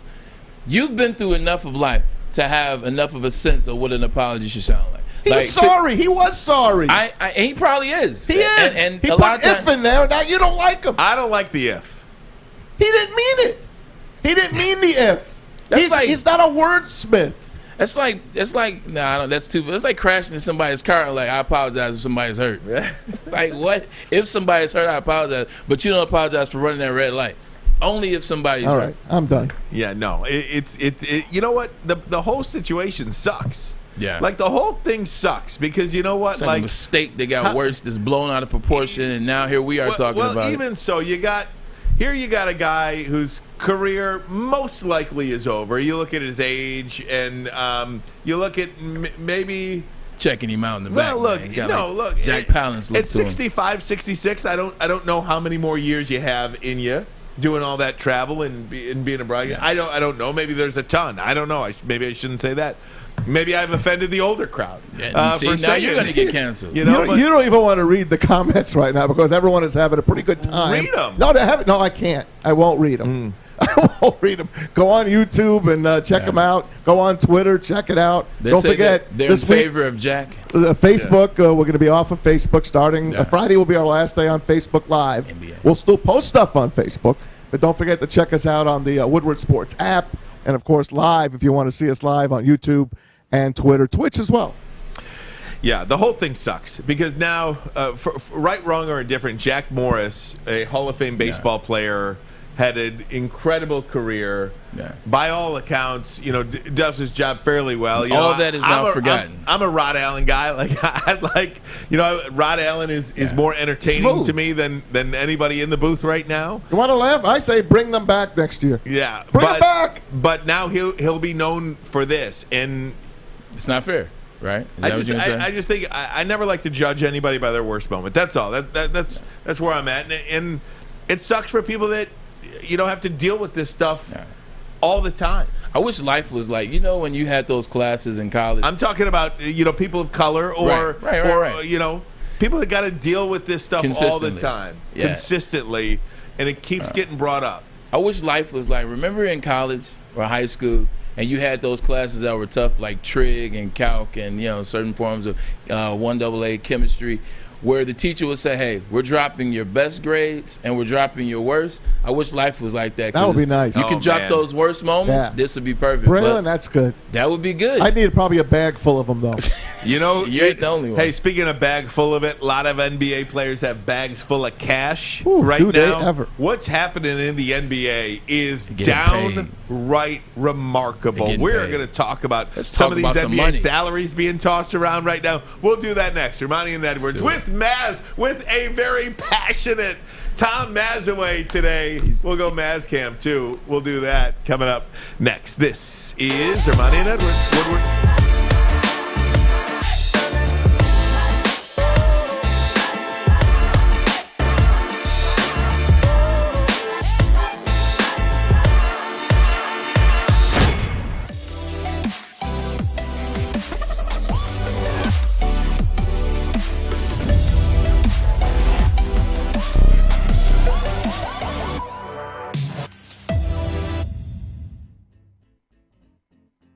Oh my goodness, he looked like a Jack too. Like Jack looks like a Jack. Jack Frost. Oh, we got to do man chill out pretty soon. I couldn't get the name right in the production text message thread. Frost. So I actually thought that was the nickname you gave him because of his frosted hair. I should have just rolled with it, but I think I just told him myself. Oh, Jack Frost, Jack Morris, Scott Frost. Yeah. Scott Frost. Oh, man. Scott Hamilton. Oh, my God. He's on the ice. Hey, guys, can I get into some NBA right now if I could? Because let's do it. Not Summer League. Not Summer League. I the never real want to NBA. talk about the Summer League. The real NBA. So yesterday, Joel Embiid agreed to a 4-year, $196 million deal. $196 million. Couple lifetimes right there worth of cash. Are you kidding me? Couple lifetimes worth of cash. This is some of the most. That's almost $50 million a year. So, look, and Kawhi Leonard, 4 years, $176 million to stay with the LA Clippers. And once which again, he could have made more. He could have made more if he chose to go to the free agent side. He has enough cash. Steph Curry, 4 years, $215 million. See, I'm gonna get to you. Go ahead and do Duncan. I'm gonna let you do Duncan's, and then I got something to say. This is the one that got me, guys. Even all these aside, he's a Michigan guy, Duncan Robinson. And Duncan, I love you. He's a success story. Free agent. I love Duncan Robinson. They tried to offer him a scholarship his last year in Michigan. He said, I'm good. Kiss my butt. I'm going to the league. I'm taking my talents to South Beach. Wasn't he like a Division III guy? Yeah. Goes, connects. They say you got to take a look at this shooter. John Beilein comes to Michigan, lights it up there, undrafted. He Miami knows old school Heat. Basketball. Make the open shot. It's not hard. Goes and just starts sinking threes for Eric Spoelstra, the best-looking coach in the NBA. My goodness. Here, I have something to say about that. You ready for this?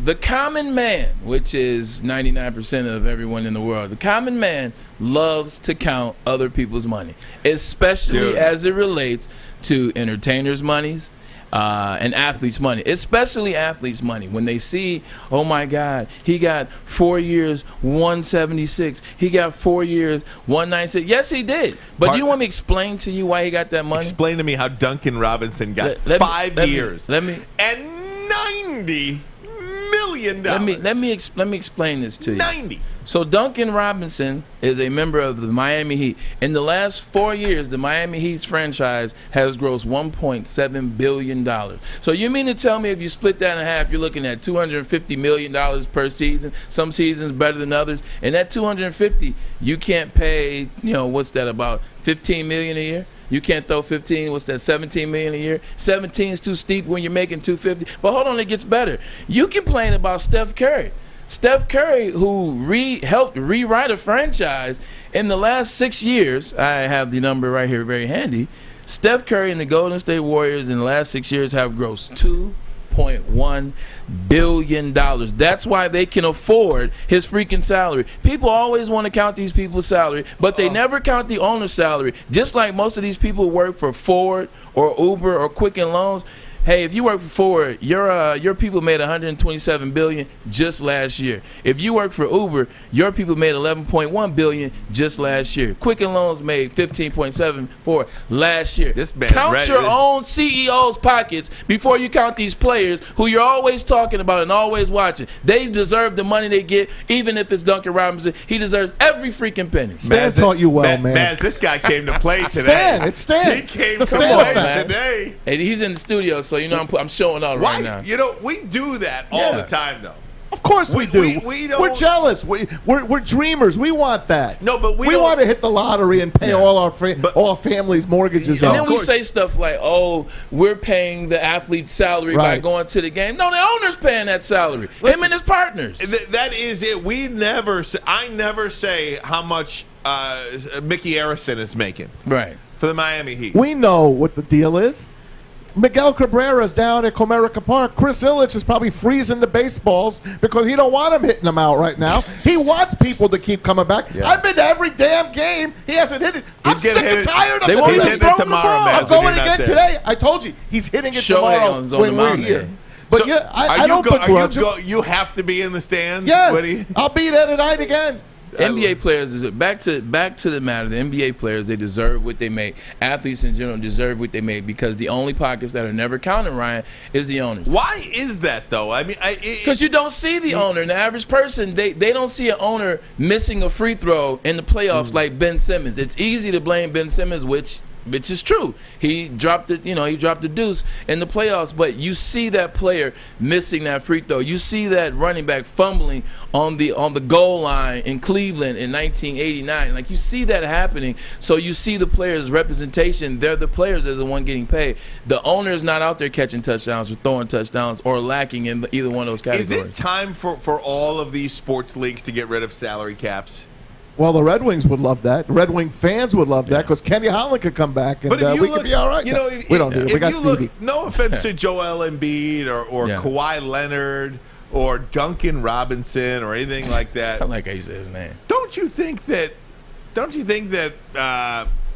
Patrick Mahomes and Patrick Mahomes is signing a nice deal? Don't you? Like, if you're going to sign, he owns everything in Kansas City. I know. With his deal. If you're going to sign, have a $50 million a year player, don't you think Mahomes would be it? Yeah. You know, don't you? He is one of them. But you can't do that, Ryan. Why can't you do that in the because NFL? the guy that owns the Sacramento Kings doesn't have the same amount of money as that jackass Dolan owns the New York Knicks. They would have all the players. You can't do that. You need a salary cap. You have to make it sort of fair. There's levels to money. Baseball. Listen, the Tampa Bay Lightning circumvented the salary cap last season. Talk to D-Mac, and they wind up winning a Stanley Cup. There's a ways to get around things, and teams right. do. Look at the Dodgers. How does baseball do it, though? Dodgers. I don't know how the Dodgers are doing what they're doing. A bunch of backhand deals like after the season under the table. You're absolutely correct because look at Stan Kroenke. Stan Kroenke is the owner of the Los Angeles Rams as well as the Denver Nuggets. Guess who he's the Avalanche. Guess who he's and the Avalanche. Guess who he's married to? He's married to one of the Wall daughters. So between him and his daughter, between him and his wife, they're easily worth about $60 billion. If you can do it with no salary cap, don't you know what that family would do? Yeah. So he owns a soccer team too. What's the big soccer team? Real Madrid? No, not the one of those. Not the Galaxy. He doesn't. One of them. An overseas Premier League team. Premier League. Fish, you got Richmond. It's like Ted Lasso. Yeah, he owns Arsenal. Arsenal. There you go. He owns, there you go. European soccer has no salary cap, but they have fair play, which is you can't spend more than you make. So maybe you just throw that in there. I like that. Well, all these NFL teams are making. I look at these NFL players, and and I feel like their bodies are so much more beat up. But then you know what the age-old conversation is when you start to go between NBA and NFL. It's 12 players versus 61 players. And baseball too. You've Baseball's got 29, $400 million players now. Unbelievable. You know, I don't. I just want to watch the games. I really don't give a damn. I pay for my tickets. I'll try to get in on the secondary market.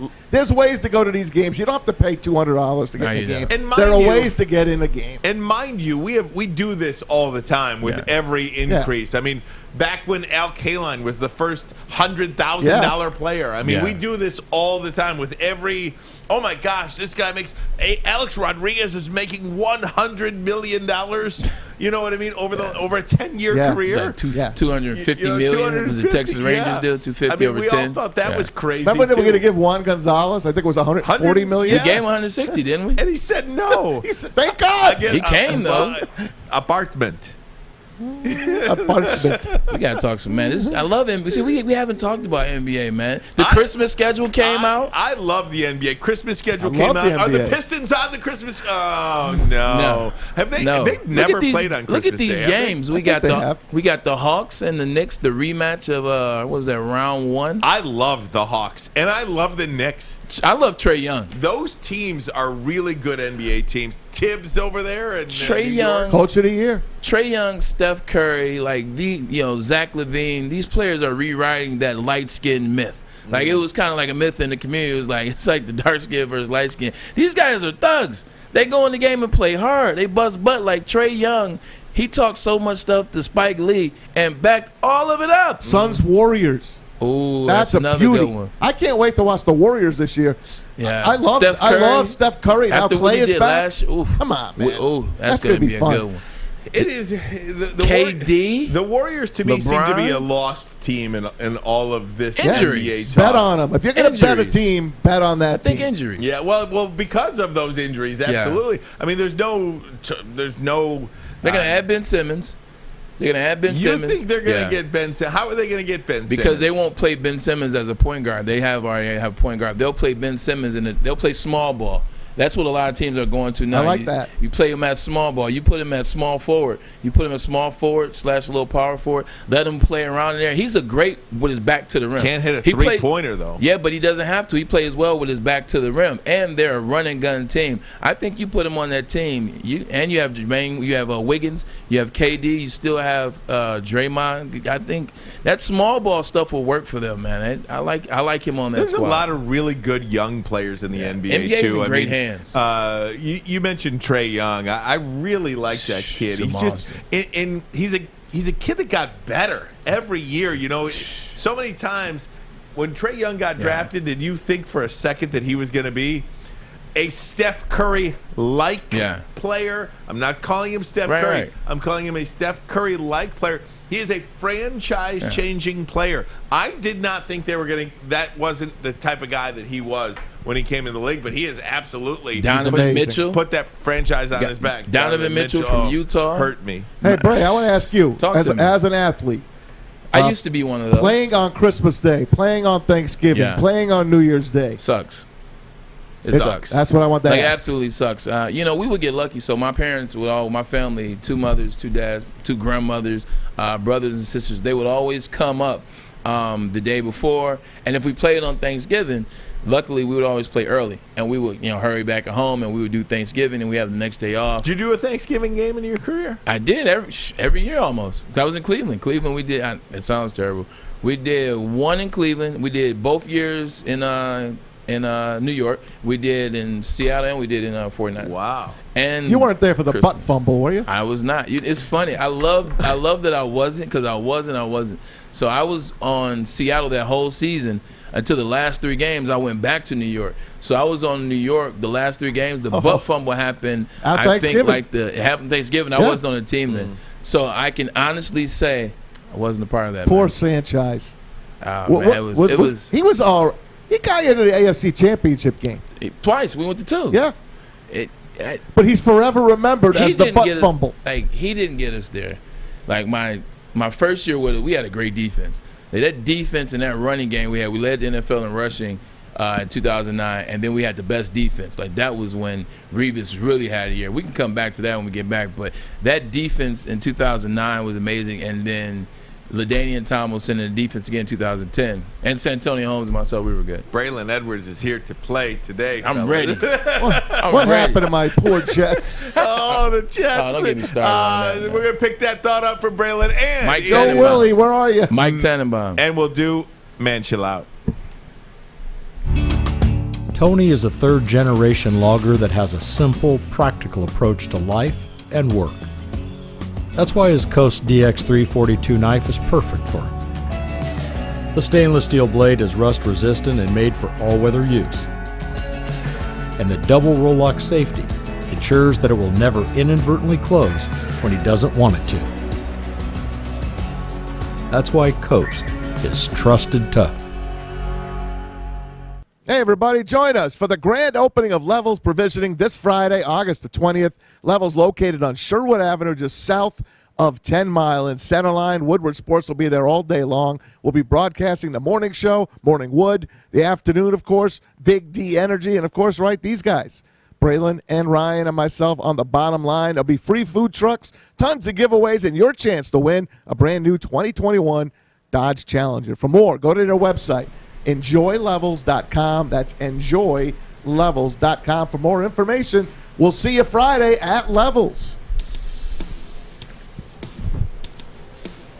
All right, great stuff there, Maz. Thank you for that. And thank you all for tuning in to Woodward Sports. If you've watching us on YouTube right now, we really appreciate your support. That, if you're listening to us on the Woodward Sports app, we appreciate that as well. A lot going on. We just appreciate your support. We do, absolutely. We just appreciate it. We love you guys. It is. And tell your friends about us. Braylon, did you have a thought you wanted to pick up about that Jets team, that defense that you were talking about before we get to Man Chill Out? I'll try to make it quick because I know that's your favorite segment. Man. I know you've been waiting all day for Man. And we usually do it at the end of the first hour, so I know you're really we had Stan on today, edge though. now. We had a guy that, pops.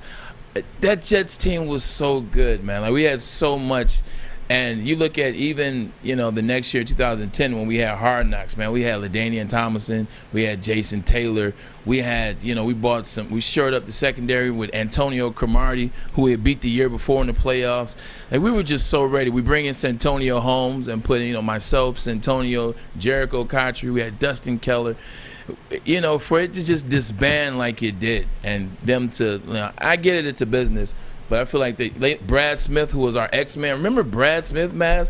We had the X-Man. Like, he was up for the Heisman Trophy out of Missouri every year when he was in college. I mean, he returned kicks for us. He had kick return. Matter of fact, speaking of Thanksgiving, Brad Smith returned a kick for a touchdown on Thanksgiving against the Bengals in 2010. I had the key block. Nice little ISO. It wasn't a Tim Tebow block. It was actual real where you block, just got in the way? Yeah, I just kind of, I leveled the guy. Those were the classic Jet uniforms, too. Oh, man, with the green stripes. So, yep. But, Kelly green and white. It comes, it goes, and here we are talking about, man, chill out. Oh, I love it. Okay, guys, so this is it now. It is my favorite segment of the show. We usually do it in hour number 1. We are doing it now because we had the pleasure of talking to Stan Edwards for the first hour of that. And if you have not, if you're just kind of tuning in, and you got to go back and watch it. You got to go back and listen to hour number 1 of Stan Edwards. It was so great, and he touched on just about anything. He broke it down, man. He did, man. The big 2, little 8. Absolutely, you can go back to that. But now it is time for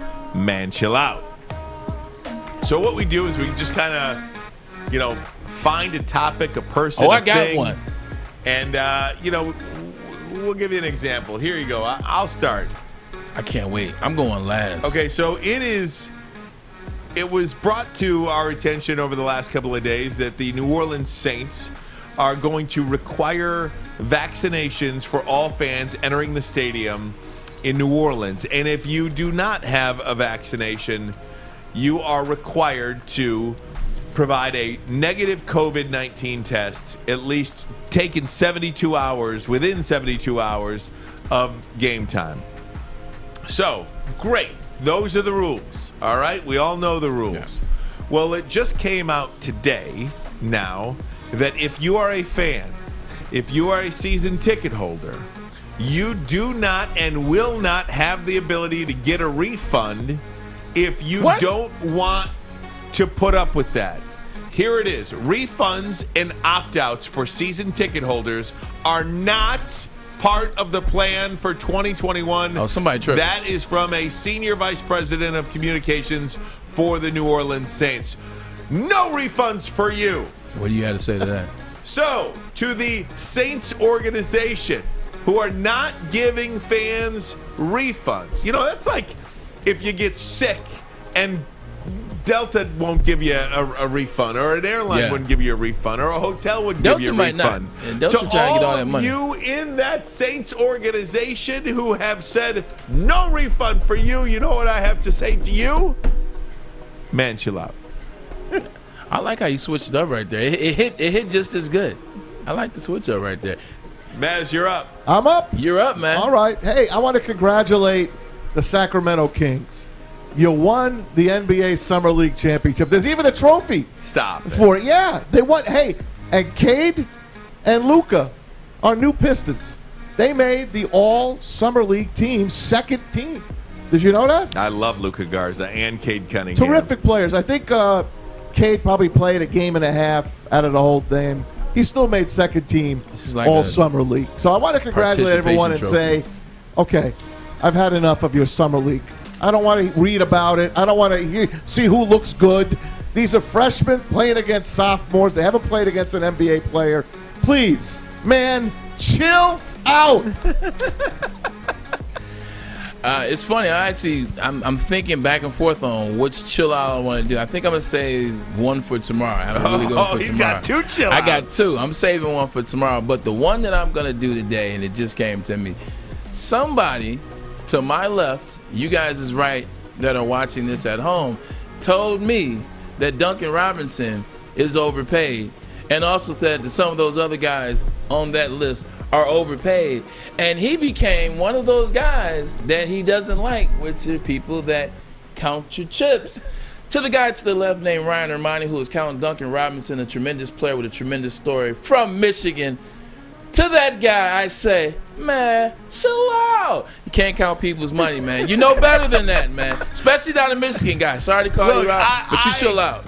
Take it. I will take it. I want these guys to get everything. It's just mind-numbing money. Yeah. You know what I mean? Numb that tongue so you can't talk for 2 seconds. Chill out. God bless him, and I will chill out. I will absolutely chill out, guys. I wanted to get into some Dak Prescott if I could real quick, because it was revealed that Dak Prescott may not play and probably won't play during the preseason. He's on a quote-unquote pitch count. If you're watching Hard Knocks, that's all they're doing. They are counting his throws in practice, and look. I think that Dak will disagree. Dak wants to be out there on the field. Dak wants to play. He's pissed. He's mad about it. But I think that organization is doing right by Dak Prescott. I think they're doing right by Cowboy fans. And they're doing, most importantly, they're doing right by Dak Prescott. But I think just as importantly, they are doing right by that football team. And every man on that football team, if Dak Prescott went out in preseason and got hurt, what do you think would happen? Are you ready for this?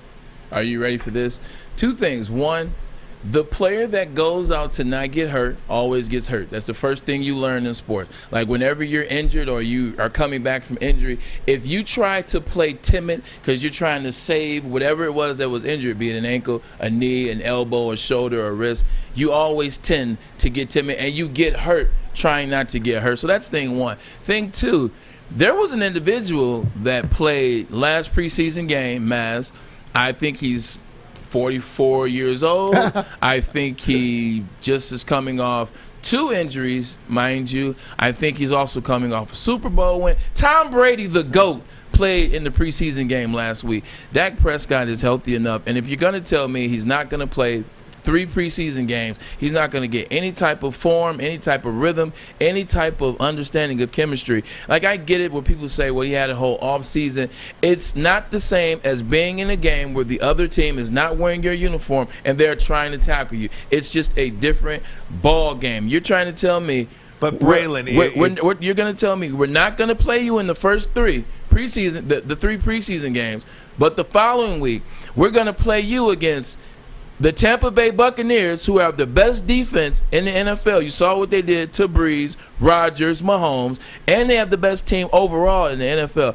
But you're going to play him against that. You don't even want to play him 2 series to give him some sense of feel for his ankle. Keep in mind he got hurt last September. It would be, I just think, downright malfeasance by the head coach. What are you expecting to happen in the first? What a word. Yeah, that was some word. That was big. That's that Michigan. You know what? That's a big That's Scrabble Grosse word. Point South. It is. That's Grosse Point South. I hope I used it in the 4.0. I hope I used it in the proper context. I think it's ignorant not playing him. Like, I'm with you, man. You got to play him. At least a couple of series. This conversation. We've been having this conversation since they've invented preseason games. Like this is an old school conversation. Okay, let me play this scenario out for you guys. If he gets hurt. Mike McCarthy already on thin ice. Yeah. You know, he probably eat a couple more cheeseburgers over Yeah, there. of You know course. what I mean? Yeah. He'll be fine. That's really nice of you. You're fat shaming. This guy's terrible. How you fat shaming? Leave us fat guys alone. You're fat shaming. We're not bothering you. Leave us alone. Oh, We're not man. bothering you. I need a friggin' bra over here. What are you talking about? I feel like HR is going to have a conversation with you over today. here. What are you talking This about? camera adds another 100 pounds to me. No, I do If it. Mike McCarthy goes out there and plays Dak Prescott and something happens, what do you think happens to Mike McCarthy? That's going to happen regardless. Who cares? You can't live that way. Yeah. Hey, Mike McCarthy, man, chill out. Yeah. Hey, we got to get to a break. I want to get a Don Muhlbach thought. The mule. The mule. Want to get a Don Muhlbach thought, and it is going to be the bottom line is, what is the statement of the day that rules the day here on the bottom line? Armani and Edwards with Maz on Woodward Sports Network. Do you know why realtors love using Hall Financial as a lender? Because of our commitment to speed and service. We have nearly 4,000 5-star reviews already. Call today, 248-308-5000, or go to callhallfirst.com. Detroit Pistons, I'm all the way in. Let's do it. Ever since the Pistons drafted Cade, different vibe around here at Woodward Sports. Hey, Sean. What up, though? What's up, Adam? What's up? Hey, Nick. What you working on? Get ready for the show, baby. How's it going today, Fish? What up, though? There we go. Want to get into some Don Muhlbach discussion just really quick because I know that this happened about 24 hours ago now. I think it happened maybe in the last 15 minutes of our show where it became official. Yeah. So the cuts were at 4 o'clock yesterday. We go off the air at 4 o'clock. So it happened right as we were getting off the air. But Don Muhlbach, after 17 seasons, 260 games, he was cut on his 40th birthday. Yeah. Braylon, your thoughts on that? Happy 40th. Happy 40th. At the end of the day, this is a business, and I know he knows that as well as anyone. He's played 17 seasons. He's been blessed to play them all for the Detroit Lions. I don't know if that's a blessing or not, but he's been blessed to play 17 seasons. He understands what was going to come down. I'm pretty sure they've had conversations with him. He knew that he was on the chopping block, or he had a chance to be chopped. He knew this was coming, and so it sucks when you see the 40 and lights in his locker and happy birthday, because he's such a great teammate. And you saw the tweets from Darius Slay and Kerryon Johnson and former teammates. He's a heck of a tremendous teammate. But he knew it was coming, and it's a business, and it happened to be his birthday just happened to be on the wrong day this year. And if you are looking right now, watching on YouTube, you are looking live. You are looking live. You see some of those tweets. I thought that was really incredible yesterday. From Marvin Jones to Kerryon Johnson, Darius Slay, Dan Orlovsky, Golden Tate. The owner of the Detroit Lions thanking Don Muhlbach for his 17 seasons. And those former players said something about Don Muhlbach. I can't imagine. I'm getting like goosebumps thinking about it. Just talked about what a great teammate he was. When it's all said and done for me in my career, I hope that people say more than anything else, really liked working with the guy. He'd have done anything for me. They're going to hang up your polo shirt. I mean, he'd have done anything for me. And I think that's what they say about this guy here. For all of these former teammates who have gone on and played in other cities with hundreds of other players. But this is the guy that said this was the best teammate. I think he's remarkable. And I also think the Lions organization did him a favor. Hey, training camp sucks. Yeah. Who wants to go through training camp if you're not going to make the team? He's just snapping. He's snapping. He's stealing money. He's been stealing money for 17 years. God bless him. Well, he's not stealing money. Why are you counting his chickens? I'm just saying. Why are you counting those He's chips? A long snapper. We've had a lot of success in field goal kicking from the man Jason Hansen, who he played with, Eddie Murray prior to him. I was talking about with him, who he played for, to Bigfoot. Prater. So Jason Hansen is the only player in Lions history to play more games. 21. He's always at the lifetime. Hey, I want to give you guys a name. Tell me what this name means to you. Jimmy Landis. I know the name. I know the name. Not related to John Landis. No. What about Floyd Landis? Jimmy Landis was the Lions' 6th-round pick out of Baylor in 2016 during the Millen years. Yeah. They drafted him as a long snapper. And they cut him the following year. He never played. 2006? 2016. Millen was here in 2016? What year? Whoever was here in 2016. That was Mayhew. that was Caldwell. That was Quinn. Quinn. Yeah, okay. Quinn drafted a long snapper in the 6th round. And he never played. Out of Baylor. This guy beat him out. I read an interesting article from That's why he's no longer here, because he drafted a long snapper and then kept the long snapper. They had stuff like that is why people get fired. It said long snapper Jimmy Landis. They drafted a guy to get rid of this guy 5 years ago. What a waste! But I read a Kyle Meinke article on MLive just talking about his track to the NFL. He's an undrafted guy, went to the Baltimore Ravens and got cut by Baltimore, but played Detroit the preseason that year. He goes back home. He's working at some local bank, and the Lions ultimately need a long snapper. So they remember this guy that they played in the preseason for Baltimore, who got cut by the Ravens, and now they say, let's call him up, and the rest is history. Here's a better question. How good could you have possibly been as a long snapper in a preseason game for a team to remember you, playing against you and reaching back for you?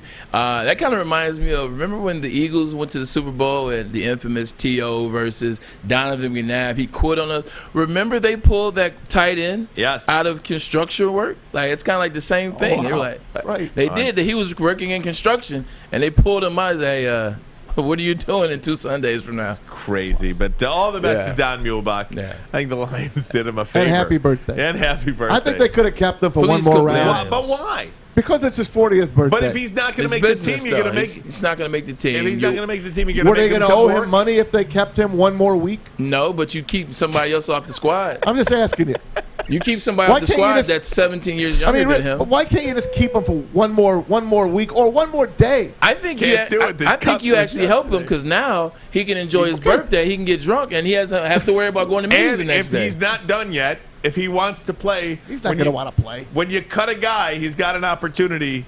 You don't have to stay in that good of shape to be He's a long got an snapper. So I'm opportunity. sure he could come back if he really wanted to. Let's do it. The bottom line is, okay, here we go. This is the definitive statement of each of us that we want to make, that we want to leave you with. This is the statement of all statements that each of us have that we want to really make an impression. Would you like to go first today? I will. Okay, please. I will. Good. After listening to Stan Edwards, a.k.a. Pops, a.k.a. my father, I'm going to have to say the bottom line is this. We don't care who is coaching at the University of Michigan. We just care that you know how to coach. That's all we care about as we relate to bringing guys in and who you can connect to and things of that nature. That's always been my thing. They're bringing in guys that can connect to the culture. And Pop set me straight. We don't care about connecting to the culture. As long as you can coach, you can be red, green, Martian, alien, and anything else, as long as you know your X's and O's and you get the job done. That's all that matters. Bottom line. Maz? The bottom line for me is Joe Madden and the Angels were cowards last night, not pitching to Miguel Cabrera. The last 2 times at bat, 8 straight balls that he could not even get near if he had a bigger bat, if he had Babe Ruth's bat. Hey, Joe Madden, stop sipping your wine and throw the ball. Tonight, Shohei's on the hill. Give Miguel Cabrera a chance to hit it out. You want to challenge him? Go ahead. Don't dance around him. You're not making the playoffs. Don't be a coward. That's the bottom line. I don't think Shohei knows how to dance around. I think he's young. He's arguably the best talent we've ever seen in the major league. I think he gives them all gas. I think it's going to be one of those must-watch, at-bats. Hopefully you get 4 of them. How about Shohei gives up the home run and then hits his 40th home run the next time up? Woo! Wouldn't that be something? How sweet is that? This guy right here This knows guy, how to Shohei play. Ohtani. He's I'm showing up. tired of going to the game. I'm tired. I want to go home. Well, I wanna you're go done home. tomorrow anyway. You can't go You tomorrow. got one left. Do it he's not tonight, going Mickey. tomorrow. Please. Do it the first inning so Maz can go home. Go be with your kids, man. Maz is going to the game every night. He's got to be in the It stands. would have been cool to broadcast from Co-American Park tomorrow. 2 of my kids are coming with me tonight. Two of my girls are coming with me Oh, tonight. man. That's the only place that, if they want to see you, if your girls want to see you, they got to go to American Park. Like, that's at home. Oh, we got to go see Mickey. Oh, we have to go see Mickey. That's so great. Hey, for me, the bottom line is pretty simple. Stan Edwards is as good as it comes when it comes to speaking your mind about Michigan football. That guy tells it like it is. Bottom line, Stan Edwards needs a weekly segment. He does. On the Bottom Line program here. That Season's is my coming bottom up, line. too. The season's coming up. That wouldn't be a bad idea. I mean, I almost feel like we need a Tuesdays with Stan or let's come up with a. Because the games are what? Games are Saturday. So maybe like a Thursday, Friday, maybe like a. Something. I'd love it, man. Thursday, Friday, like leading into the game. He can get us ready for. He can get us ready. I always like the reaction better than I like the pre versus the. No, post. I like the post rather than. But the post is always better to react. Post is awesome. Post to get you in trouble. Post to get you fired. Oh man! Hey, I want to ask you guys something before we leave the air. Next year, the Field of Dreams game is coming back. It's going to be next August. August 11th next year. I like it. But I don't like the team they chose. It shouldn't be every year. You can't recreate it. The Reds are an original team. I agree. Bring the Reds on. They're bringing the Cubs in. Normally, I'd say I love that. There's no one left on the team. Yeah. They traded the entire team. Why do I want to watch the Cubs and the Reds play? You still have Bill Murray. Can you do a series there?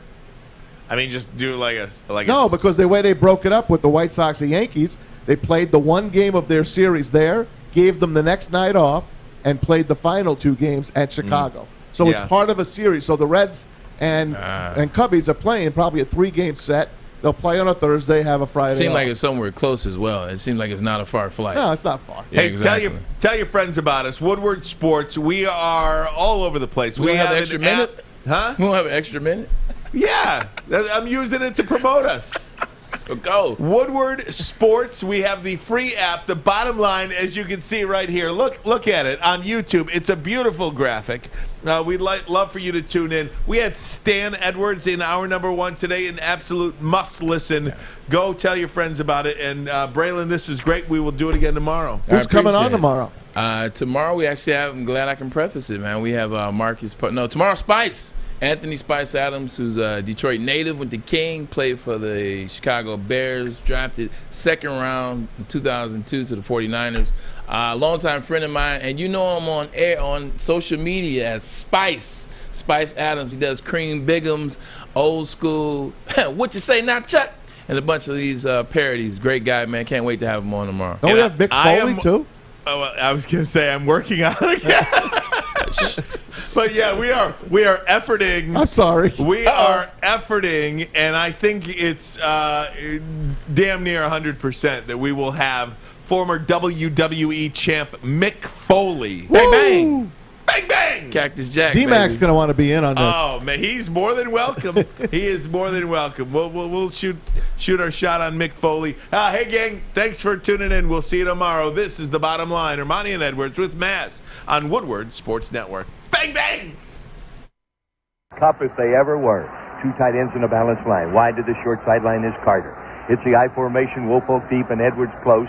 And the referee, why he's walking in there now, they don't need him. Even his mother doesn't care to see him on TV right now. There's Wangler under center, a quarterback looking in an 8-man front.